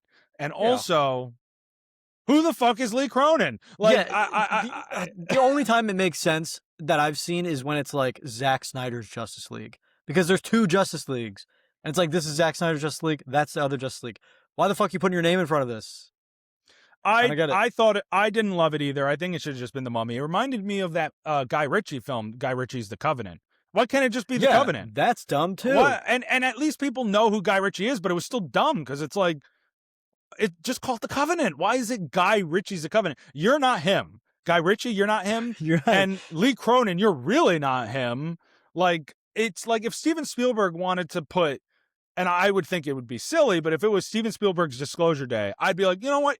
He's him. He could do that. He It's is still him. dumb. It's still dumb, but at least it's a name that makes sense to do it. I think it would only make sense if it's like if there's two exact versions of the same, like the Justice League, or if it's an adaptation. So like Christopher Nolan's The Odyssey, because it's not the original Odyssey, it's Christopher Nolan's The Odyssey. You know what I mean? But that's not So even the name. It's just like I get what you're saying. I don't even disagree, but I still think there's really no honestly, like there's no situation where I think it makes sense. I mean, no, it's a movie. Yeah, just Zack Snyder's Justice League was a very, very specific example because it was his original film that he had walked away from because, personal reasons that happened with his daughter and everything. And then Joss Whedon took over, they came out with it, and then everyone wanted the Snyder Cut version. I don't even love that his name is in it, but that's like a specific, very like yes, rare example that it kind of works it's the only time it works. that I Otherwise, know of it's to this dumb. point. Yeah, Otherwise, it's dumb. Like just because there's if that wasn't the specific way that events played out with Justice League, I would still think it's dumb. yeah. I would still The think it's dumb. It's only that he was involved in both, and this was his version of it. and everyone Like, wanted his version. That's what and yeah, everyone wanted. that's what it was. Like, I don't see where it makes much sense otherwise. So that was part of like kind of me taking this down a bit too, which you could think it's Like, dumb or not, but no, it's it is funny, part dude. of it. Is Lee Cronin's The Mummy? Stupid title. Can you imagine if it was like Alan Bridges' The Shooting Party? I was like, just thinking of that. I couldn't remember the director's name. I was gonna say that. I don't even know how I remember that. I'm not going to remember that tomorrow, but I happen to remember it right now. At least people know. He was just like, this is my one chance to get people to know my name. Let's go. Lee with it. Cronin? Yeah. Yeah, I don't know. I mean, I thought it was I thought that was stupid. But I don't know. I thought the movie itself was fine. I don't think it's as bad as people make it out to be. I don't think it's anything special, but I think if you like horror and you buy into this, like you'll have fun. Horror is fun. Like that's I mean, most movies should be fun, and horror in my opinion, unless it's like The Haunting of Hill House, where there's a dramatic element to it, should be fun. Yeah. And I enjoyed myself seeing this movie. There was a ton of split diopter shots, which is when they put like You're a half a slut for lens. that. They put like, yeah, they cover like they do some with the lens so that way the foreground and the background are both in focus. There was like 20 billion of them in this movie. I was like, all right, Lee, you're overdoing it a bit. All right. I know it's your version of the Mummy, but you're overdoing it a little Yeah, bit. we know you make movies, Lee. We Relax. know you make movies, Lee. All right, relax. But I don't know. I thought that the gore was great. They had this disgusting snot shot. I mean, some of the stuff, like I said, some of the plots with the family was dumb. But at the end of the day, like it felt like the Conjuring meets the Evil Dead meets the Mummy. Like if those three films had a baby, it would be this. And it wasn't perfect. It wasn't even close to it. But I liked it. I thought It's it good. was fine. Yeah, I thought it was fine. it's all right. I thought it was serviceable. It was a good enough movie. So, thank you, Lee Cronin. I guess it was better than the Shout out Shooting Lee. Party, man. It was better than that. So. It's not the worst movie we reviewed today, so Not the worst movie I reviewed today. So that is Lee Cronin's The Mummy. dude, we got a movie coming out this year that we have not talked about enough on this podcast. We've glazed the Odyssey so much on this podcast and Project Hail Mary. Godzilla Minus One was one of our favorite, actually, probably our favorite movies of 2023. I think it came out. It was one of them. That was a good year. It was top three. It was one of them. It was top three. We got a trailer for Godzilla Minus Zero, and that's coming out this year. Dude, Yeah, this man. looks awesome. It looks great. It looks like it's even bigger and better than the first one. Like when I was talking about movies that can maybe dethrone Project Hail Mary for the #1 movie of the year for me, there was only 4 that I thought had any reasonable chance, and this is absolutely one of them. I think 100%. Godzilla Minus Zero is going to be so good. I wrote down a couple of facts about the movie to know. It is set 2 years after the first film.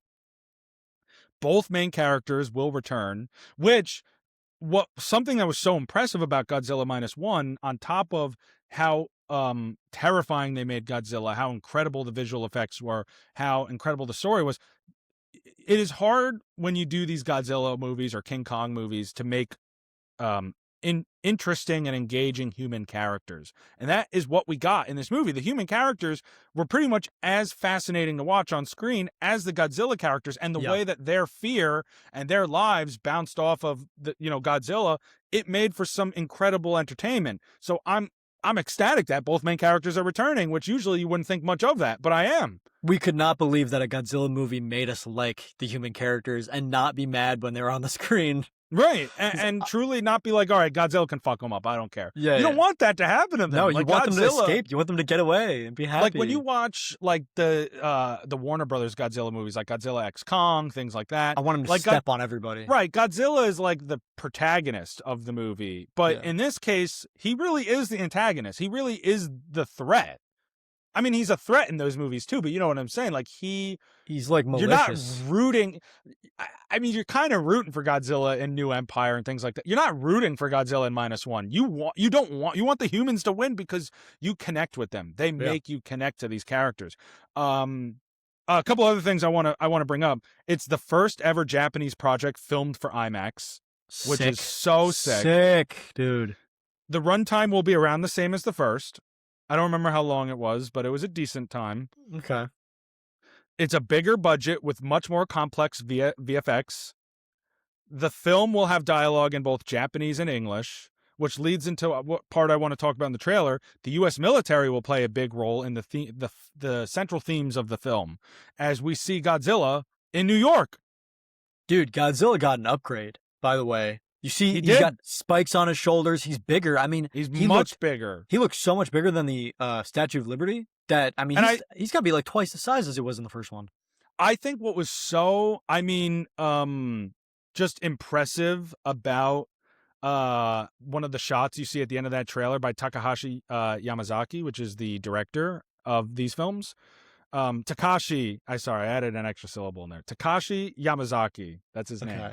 But the shot when you see him with the Statue of Liberty, it's the way it's framed is so masterful. Underneath, yeah. Right. It's almost like that shot in The Brutalist, but what I love about it is that when Godzilla first comes into the frame, you see him at an even or even little lesser playing field in stature to the Statue of Liberty.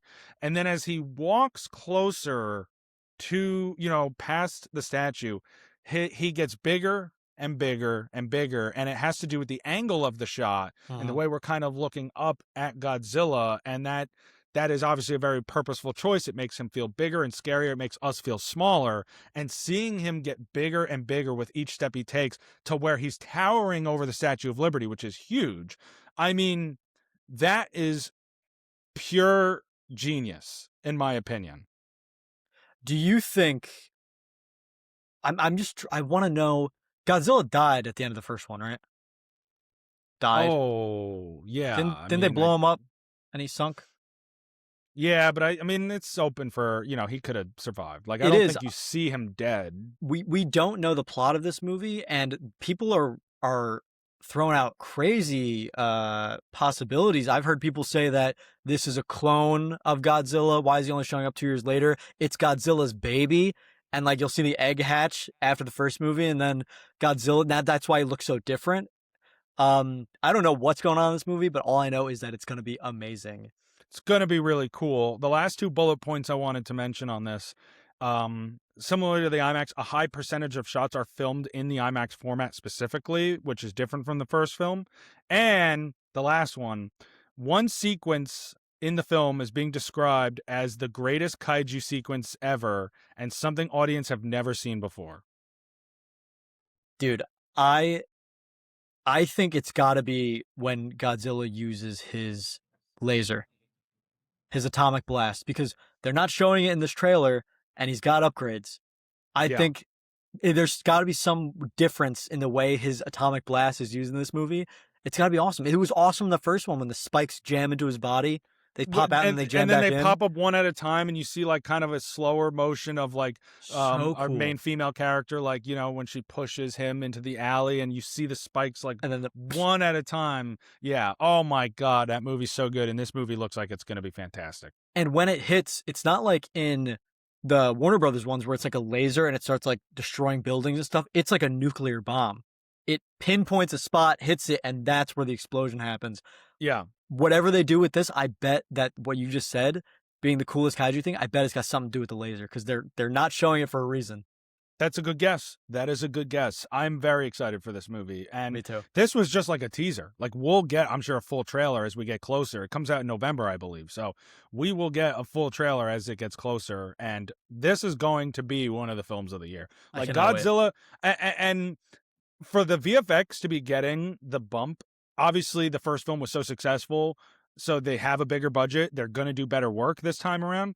The VFX won an Oscar I in the know, first dude. movie. I know. I mean, and when you look at what usually wins, it's like franchise films. So for this Avatar. movie, like Avatar and like Star Wars or whatever, right?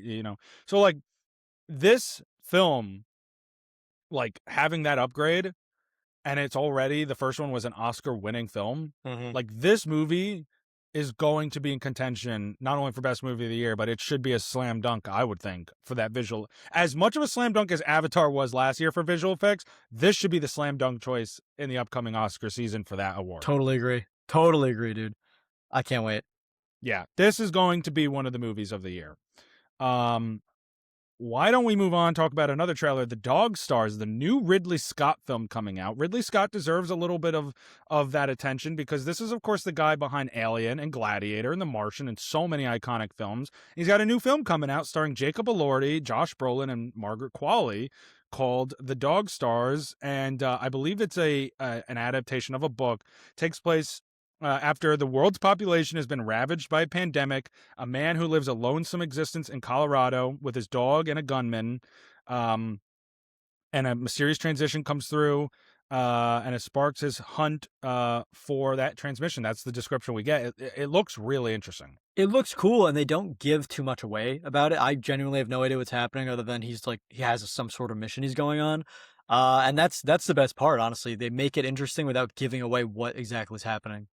This is a movie that I was definitely interested in before the trailer came out. It was like one of the ones that wasn't as highly talked about that I was like, okay, I've never heard about it until you told me to watch the trailer. Yeah. I've been looking at this one for the last like 2 months now. I knew, like, I've known about it for a couple months, but there was no trailer. There Mhm. really wasn't any information. I knew the cast. I knew Elordi, who I'm really interested to see him branch out in another role here. Obviously, Josh Brolin's always great, and I love Margaret Qualley. I'm actually watching a show with her right now, and I mean, she's fantastic. She was great, and she's great in everything she does. Like, I think that this could be a really interesting concept from Ridley Scott, who again has made some of the greatest films of all time, and now he's doing an apocalypse movie It's where pretty sick. like Jacob Elordi is kind of looking for hope in the world. I love the way the trailer starts, like with his family, And they're just and the gone. dog, and then it just snap of the fingers, like they're just Yeah. gone. Yeah. Like it's almost like, turning the whole thing on its head. And I just think it's going to be really interesting. Guy Pearce is going to be in it, Allison Janney, and Benedict Wong, who, wasn't in the trailer, but he's going to be in the movie as well. Yeah, So it's all-star cast. it's a great cast.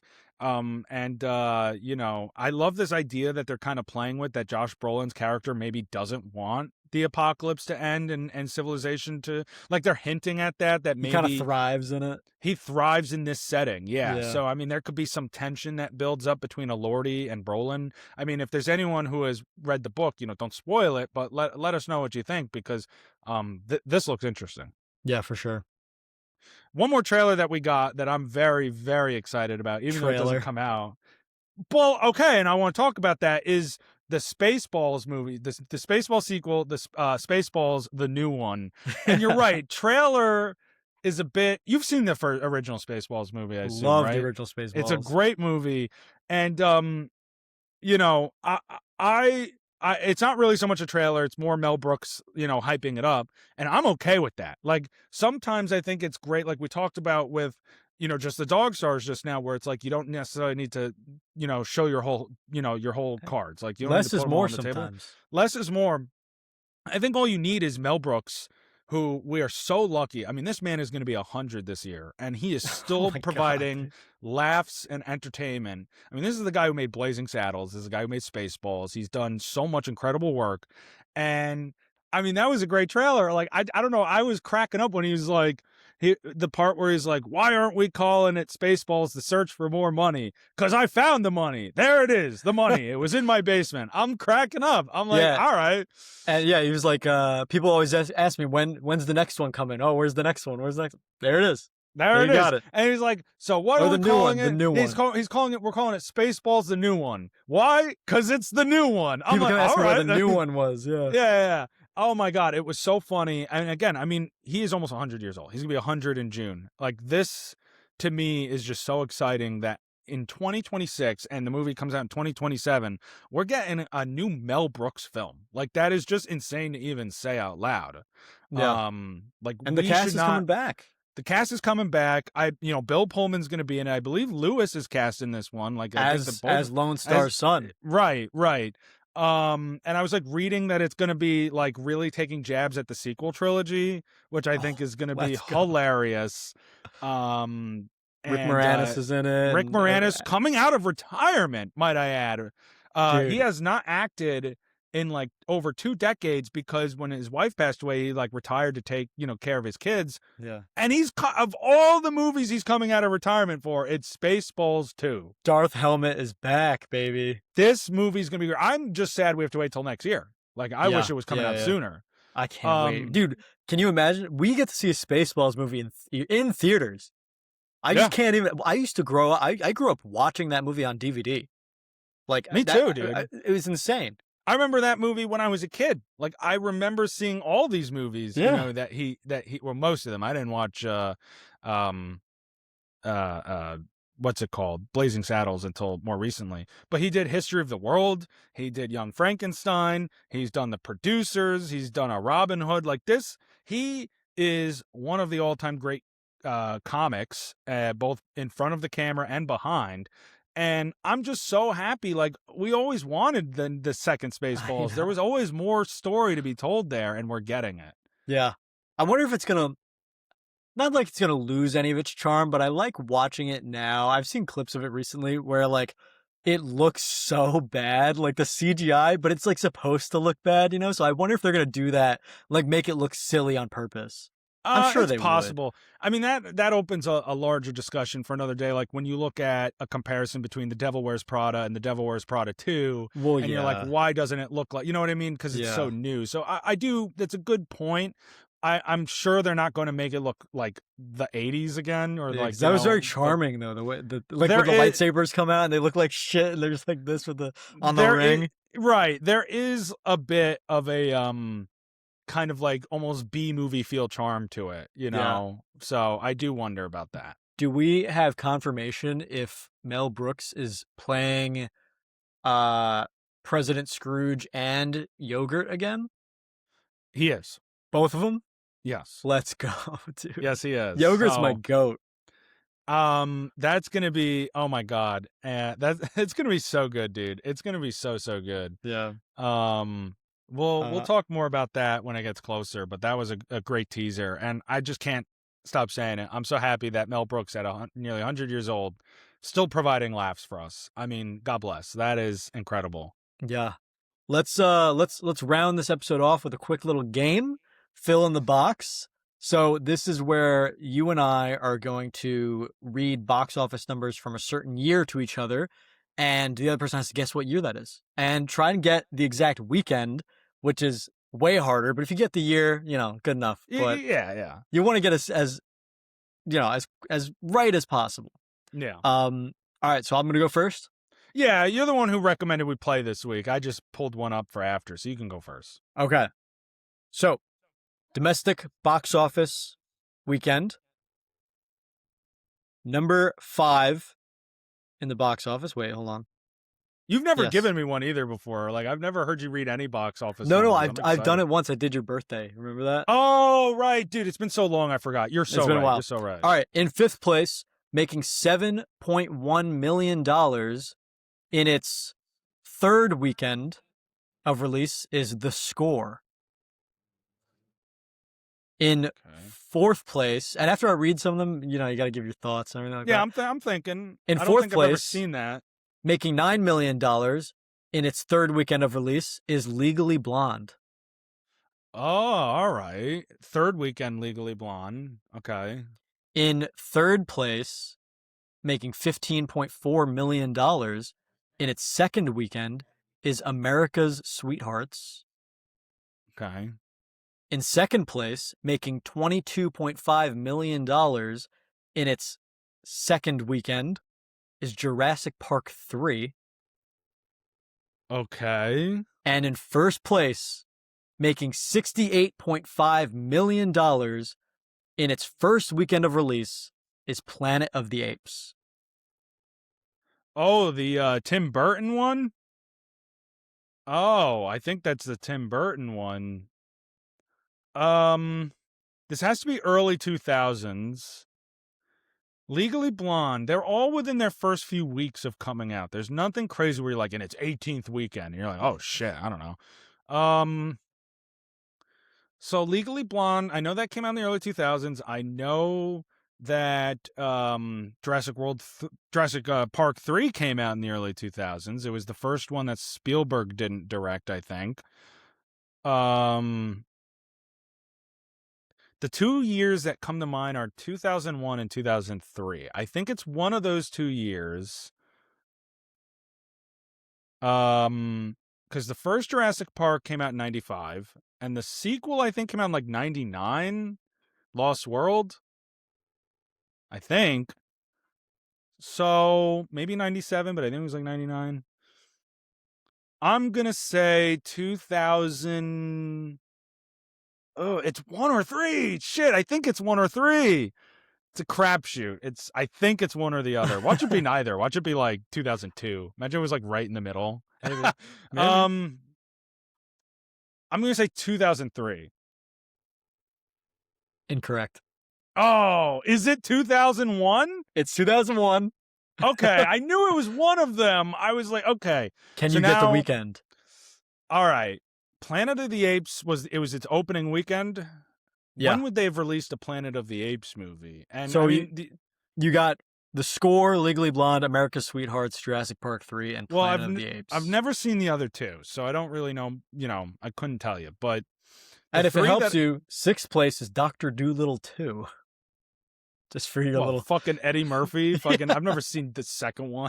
just for your knowledge now. That Oh helps you, I'm man, that sure. changes everything. Yeah. And in seventh place, the shooting party. It's 1985, dude. All right, I knew it was 01 or 03. Like those 2 years were so Yeah, it's I can't oh believe you one. sniped the year almost. It was 2001. And I think I'll give myself credit for that because I did know it was one of those two. I should have just gone. It was 50-50. But so 2001. I mean, Legally Blonde was in its. They were all within their first few weeks. It feels like It feels like a summer movie to me. Like Legally Blonde feels like a summer movie, but Planet of the Apes doesn't. That's what's like throwing me off. But Jurassic Park feels like a summer movie. Like those pretty much always come out in the summer. Was it? I don't know the dates. I'm gonna say it was maybe like the third weekend of June. The fourth weekend of July. Oh, okay. July set to the weekend of July 27th to 29th, 2001. You know, I think that I deserve some credit though because That was good. I did figure that it was one of the 2 years, so I knew it was either one or And the you other. got the summer. And I knew it was summer because I was like Legally A Blonde. late weekend in the like summer. I knew it was like I just got the month wrong, but okay, all That right. was good. That actually did really well. I think I deserve credit for that because the detective skills were there. Your exact reasonings were there. I always shit the bed on Tower of Categories, so I need Yeah. to like give myself some You kind needed a of win. So I'm gonna say this is a win for me. Yeah, I'd take it. Okay. I'm worse at this game than you are, so we'll see how this goes. Well, you know what? You're better at Tower of Categories. Like we got to have our strengths and weaknesses. Yeah. All right. In fifth place in its third weekend of release, making $8 million, is Batman and Robin. Okay, Joel Schumacher. In fourth place in its third weekend of release, making $10.8 million, is My Best Friend's Wedding. Never heard of it. In third place in its fourth weekend of release with $12 million is Hercules. With The Rock. Okay. In second place in its second weekend of release, making $16 million, is Face Off, the Nicolas Cage film. Nick Cage, yeah. All right. And in its opening weekend in first place with $51 million is Men in Black. Oh, man. Oh. My brain immediately goes to 2000. Because The Rock being a star of his own solo movie, that's gotta be, he's not doing that in the 90s, I don't think. It's gotta be 2000s. Men in Black, the third one came out in 2011, I want to say.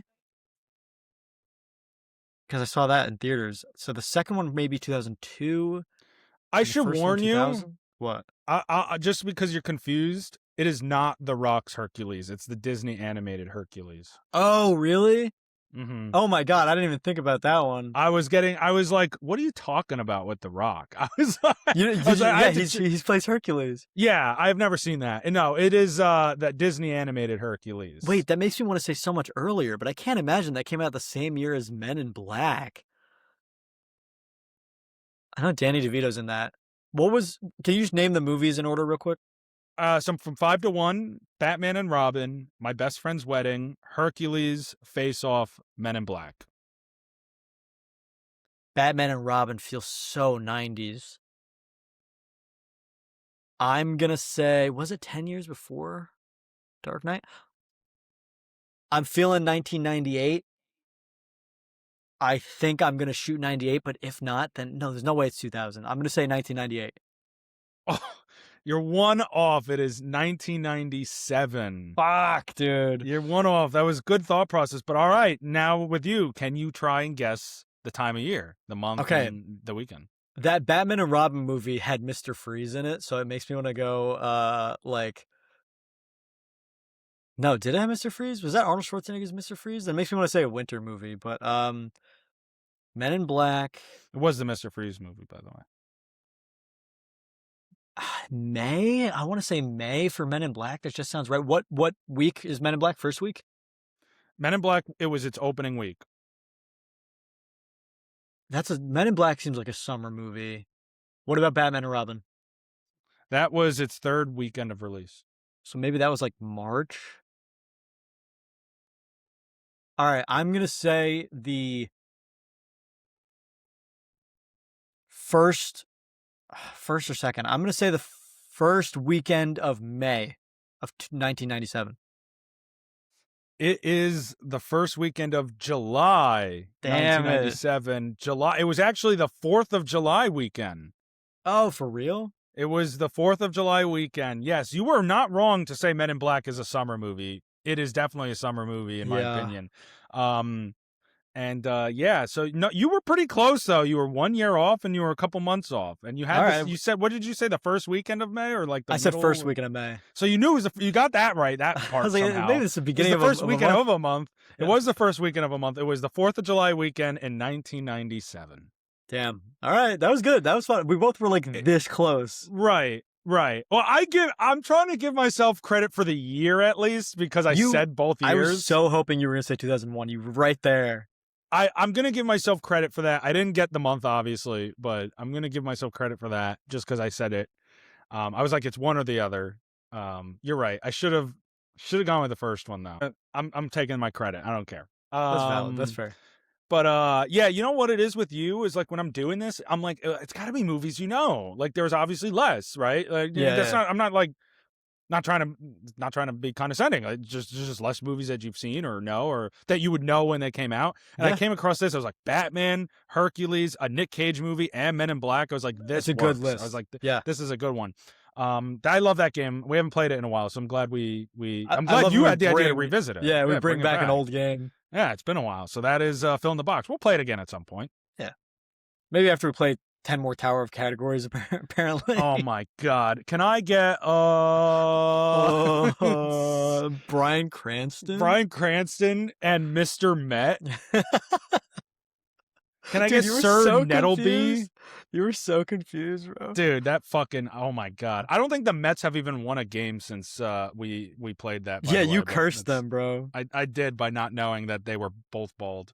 You wanna rip some Seesaw first? Yeah, let's wrap this up with some Seesaw. I will go first since you went first with fill in the box. Fill in your box. I was just gonna say you can fill in my dude. box. Well, Let's go. We're gay. We're gay. We're gay. Something I saw recently, besides the shooting party, is the Alfred Hitchcock film Strangers on a Train. This is one of his a bit earlier films, 1951. You definitely know the premise because it's been like reinterpreted and done over in media. I know Bullet since. Train. It is not Bullet Train. Oh. Good movie though. I also have seen that, but not recently. Strangers on a Train. It's about two guys who meet on a train, and one of them concocts a plan that they trade murders. Like they both have people that they are like nuisances in their life. One is his father, and one is his wife, and they come up with this plan to exchange murders, so that way no one suspects them. That's Horrible Bosses. You ever seen that movie? Right, it is. That's what I'm saying. But Horrible Bosses got it from. It's not like Hitchcock was like, I love Horrible Bosses. Well, he might have seen Horrible Bosses too. Yeah. So, I don't know. It's not like my favorite Alfred Hitchcock film. It's no Rear Window. It's no Psycho. I even think Rope is one of my favorites, but it's still really iconic. Like I said, it's been, inspiration for countless reinterpretations. I think the third act entirely is like ripe with intensity. They do like a sequence on this merry-go-round where you're like, how can they make a merry-go-round terrifying? But they do. And it's, again, it's just Hitchcock pulling off like Hitchcockian kind of shots that no other director could get away with. You literally see someone get murdered like through their glasses that fall, like through the reflection of their glasses when it falls on the ground, and it's like the whole screen is the lens of the glasses, and you see it taking place. It's just so cool. It is so awesome.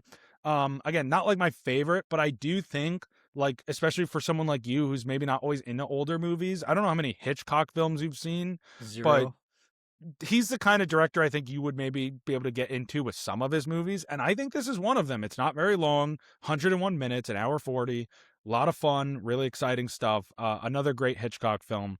Something I want to see, we're talking about being behind on television. 2 shows that I watch with new seasons out that I'm not caught up with yet. Beef Season 2 and Hacks Season 5 on Netflix and HBO Max respectively.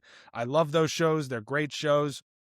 I mean, I'm more interested in watching those than The Boys, to be honest. Not necessarily Invincible, right? I mean, Invincible's great. But if I had to choose between those shows and The Boys, I want to get to them, and yet I haven't yet. I'm just behind. So I'm going to try and catch up with them soon. So Slacking. that way, similar to the TV shows, that we want to review, when those finish, Beef is Netflix, so it's all out. But like, I want to review both of those shows on the podcast. So I need to catch up. It will come eventually. I want to watch them. Yeah, and I'll probably watch Beef. I'm not gonna watch Hacks, but I'll definitely watch Beef. Well, Beef is just 2 seasons and they're not related. They're Exactly. anthology, whereas Hacks is 5 seasons. And I think you would like Beef more. And Stephen Young is in the first season. And I I know saw how a much couple episodes of the first season. I just forgot to keep watching it, it's a great so show. I would have to rewatch it. But I'll just watch season 2 beforehand, so I'm caught up. I mean, yeah, they're not related in any way. In season 2, Oscar Isaac, Carey Mulligan, Kaylee Yeah, Spaney, great Charles cast. Melton. Yeah, it's good. Charles Melton, great cast. So Something that I want to see is the Avengers Doomsday trailer came out for people at CinemaCon, and I am hearing amazing things, but I just don't want it to get spoiled for me. People are like, this happens, this happens, this happens. I ignore those, I scroll, I past it. I don't want to know what's in the trailer until I watch the trailer for the first time, and it's not going to come out till like July, which sucks because I don't want to even have the trailer spoiled for me, which because I just want to go into this thing as blind as possible. Besides watching the trailer, because that's all I want. I just want to watch the trailer and then watch the movie. That's it. Um, and I'm very excited to watch it, but I hope it doesn't get spoiled because I'm hearing people say things about it, and well, unless you know that for a fact, depending on like what they show in the trailer, I can see it coming out in front of Toy Story 5 because Disney knows there's going to be a massive audience. Like yeah, I could see that's them possible. debuting Yeah, it in front of Toy Story 5. I just was guessing that they'd bring it out by like Spider-Man or something like that. Maybe, Um, but I don't know if they'll want to wait till July. They already did the teasers, yeah, that's so true. And something I watched last night was Noah Khan Out of Body. This was his new documentary. This was great, man. I gave it 5 stars. It's the best thing I've watched all year. It's really heartwarming and kind of gut wrenching. It's Noah Khan talking about just life and his struggles and his personal issues and his family and things his family has been through and his anxiety and his body dysmorphia and everything he has wrong with him and putting it all out on the table. And it's all about him having no shame about it. Like, it's okay to not be okay. And that's really his kind of gist. And I like to say, and it's really special just watching that and knowing that he's putting this out there for everyone to see because it can make us feel better watching it. It's really honorable and like a noble thing to do. Just kind of laying all your insecurities out there for everybody, and especially when if you have millions of people watching and listening. Um, I've been a Noah Khan fan since before Stick Season came out. I'm one of the OG fans. I've been listening to his music for like 7 or 8 years now at this point. I have some of my playlists on Spotify. You go back to like 2018 and his songs are on there when he was playing small little venues. I'm so annoyed that I never went to actually go see him play one of those small little venues because now he's massive. But I always have that like I can flex that a little bit. That I was like, yeah, I'm a Noah Khan fan before Stick Season. I'm not like a bandwagoner. Before TikTok, but whatever. But it was just really special. It's an hour and a half long. I definitely recommend watching it. It's one of the best documentaries I've seen, like that focus on a celebrity. It was just really, really well made, and it's a tearjerker, man. He's such a nice guy. It feels like so. You kind of just, I just want to be his best friend. I just want to fucking give the guy a hug, dap him up a little bit. So Noah Khan, Out of Body on Netflix. It was really good. yeah, I know. I talked about him before. When he was on the show, he might be on the show again soon. My buddy Matt, also is a massive Noah Khan fan. Also watched the documentary and loved it as well. So I saw that it's got a lot of love. It's got a lot of high ratings. I don't really listen to Noah Khan. I don't not like because I don't want to. I've never ventured in. I don't even really know what kind of music he makes. Like It's like I indie folk music. Yeah, it's kind of the vibe I got, but he Yeah. seems like a nice guy, and I know a lot of people who really like him a lot. I know how much you love him. And I always love a documentary that can show celebrities like a bit more of a personal side like that. So I think that's really, really neat. I'd give it a shot if I were you. I mean, and maybe he plays his music in the thing. Maybe you'll start liking his music. Maybe you'll start giving it a listen. Maybe, Um, yeah, maybe. yeah. So hey, that's our episode. Fuck Shooting That's Party. it, That shit was folks. boring. Yeah, dude, shooting party, man. What the fuck? That shit sucks. Thank you to everybody who tunes in as always, especially you, Ed and Sid. You're our fan club. You're Thanks, the gang. best. Make sure to like, comment, subscribe, share, follow us on all our socials. We're on TikTok, Instagram, blah, blah, blah, blah, blah. You guys know the gist. Comment Bible study numbers. And next week, we're going to pick another Bible study film, and it has to be better than Shooting Party. And if it's Birth of a Nation, we will not watch it. We will boycott. We're allowed to do that. It's our show. We can do whatever we want. Shooting Party fucking sucks. And someone go into the Bible study and find like The Dark Knight and comment that number, please. Please do that. Hey, we got before that. We had Mad Max Fury Road, which is awesome. So. I just need I need my palate cleanser, dude. And that's fair. And Jurassic Park, something. And I think we're still sponsored by Dubby, so shout them out. Just give them the Just flowers. use our code. Give us some money, please. We're Dude, poor. we're broke. Come on, man. You know what? You see all those people got laid off. Like, we're next, man. Come on. I got a speeding ticket last week. Come on, please. Well, it sounds like your fault, man. Like, there's a red light camera. What the hell? Help contribute to Jack's speeding ticket fund by using the code box office Dubby Energy, and shout out Dubby on the Fury Road. Yeah. And and Shooting Party fucking sucks. Facts. And we love you guys, and goodbye.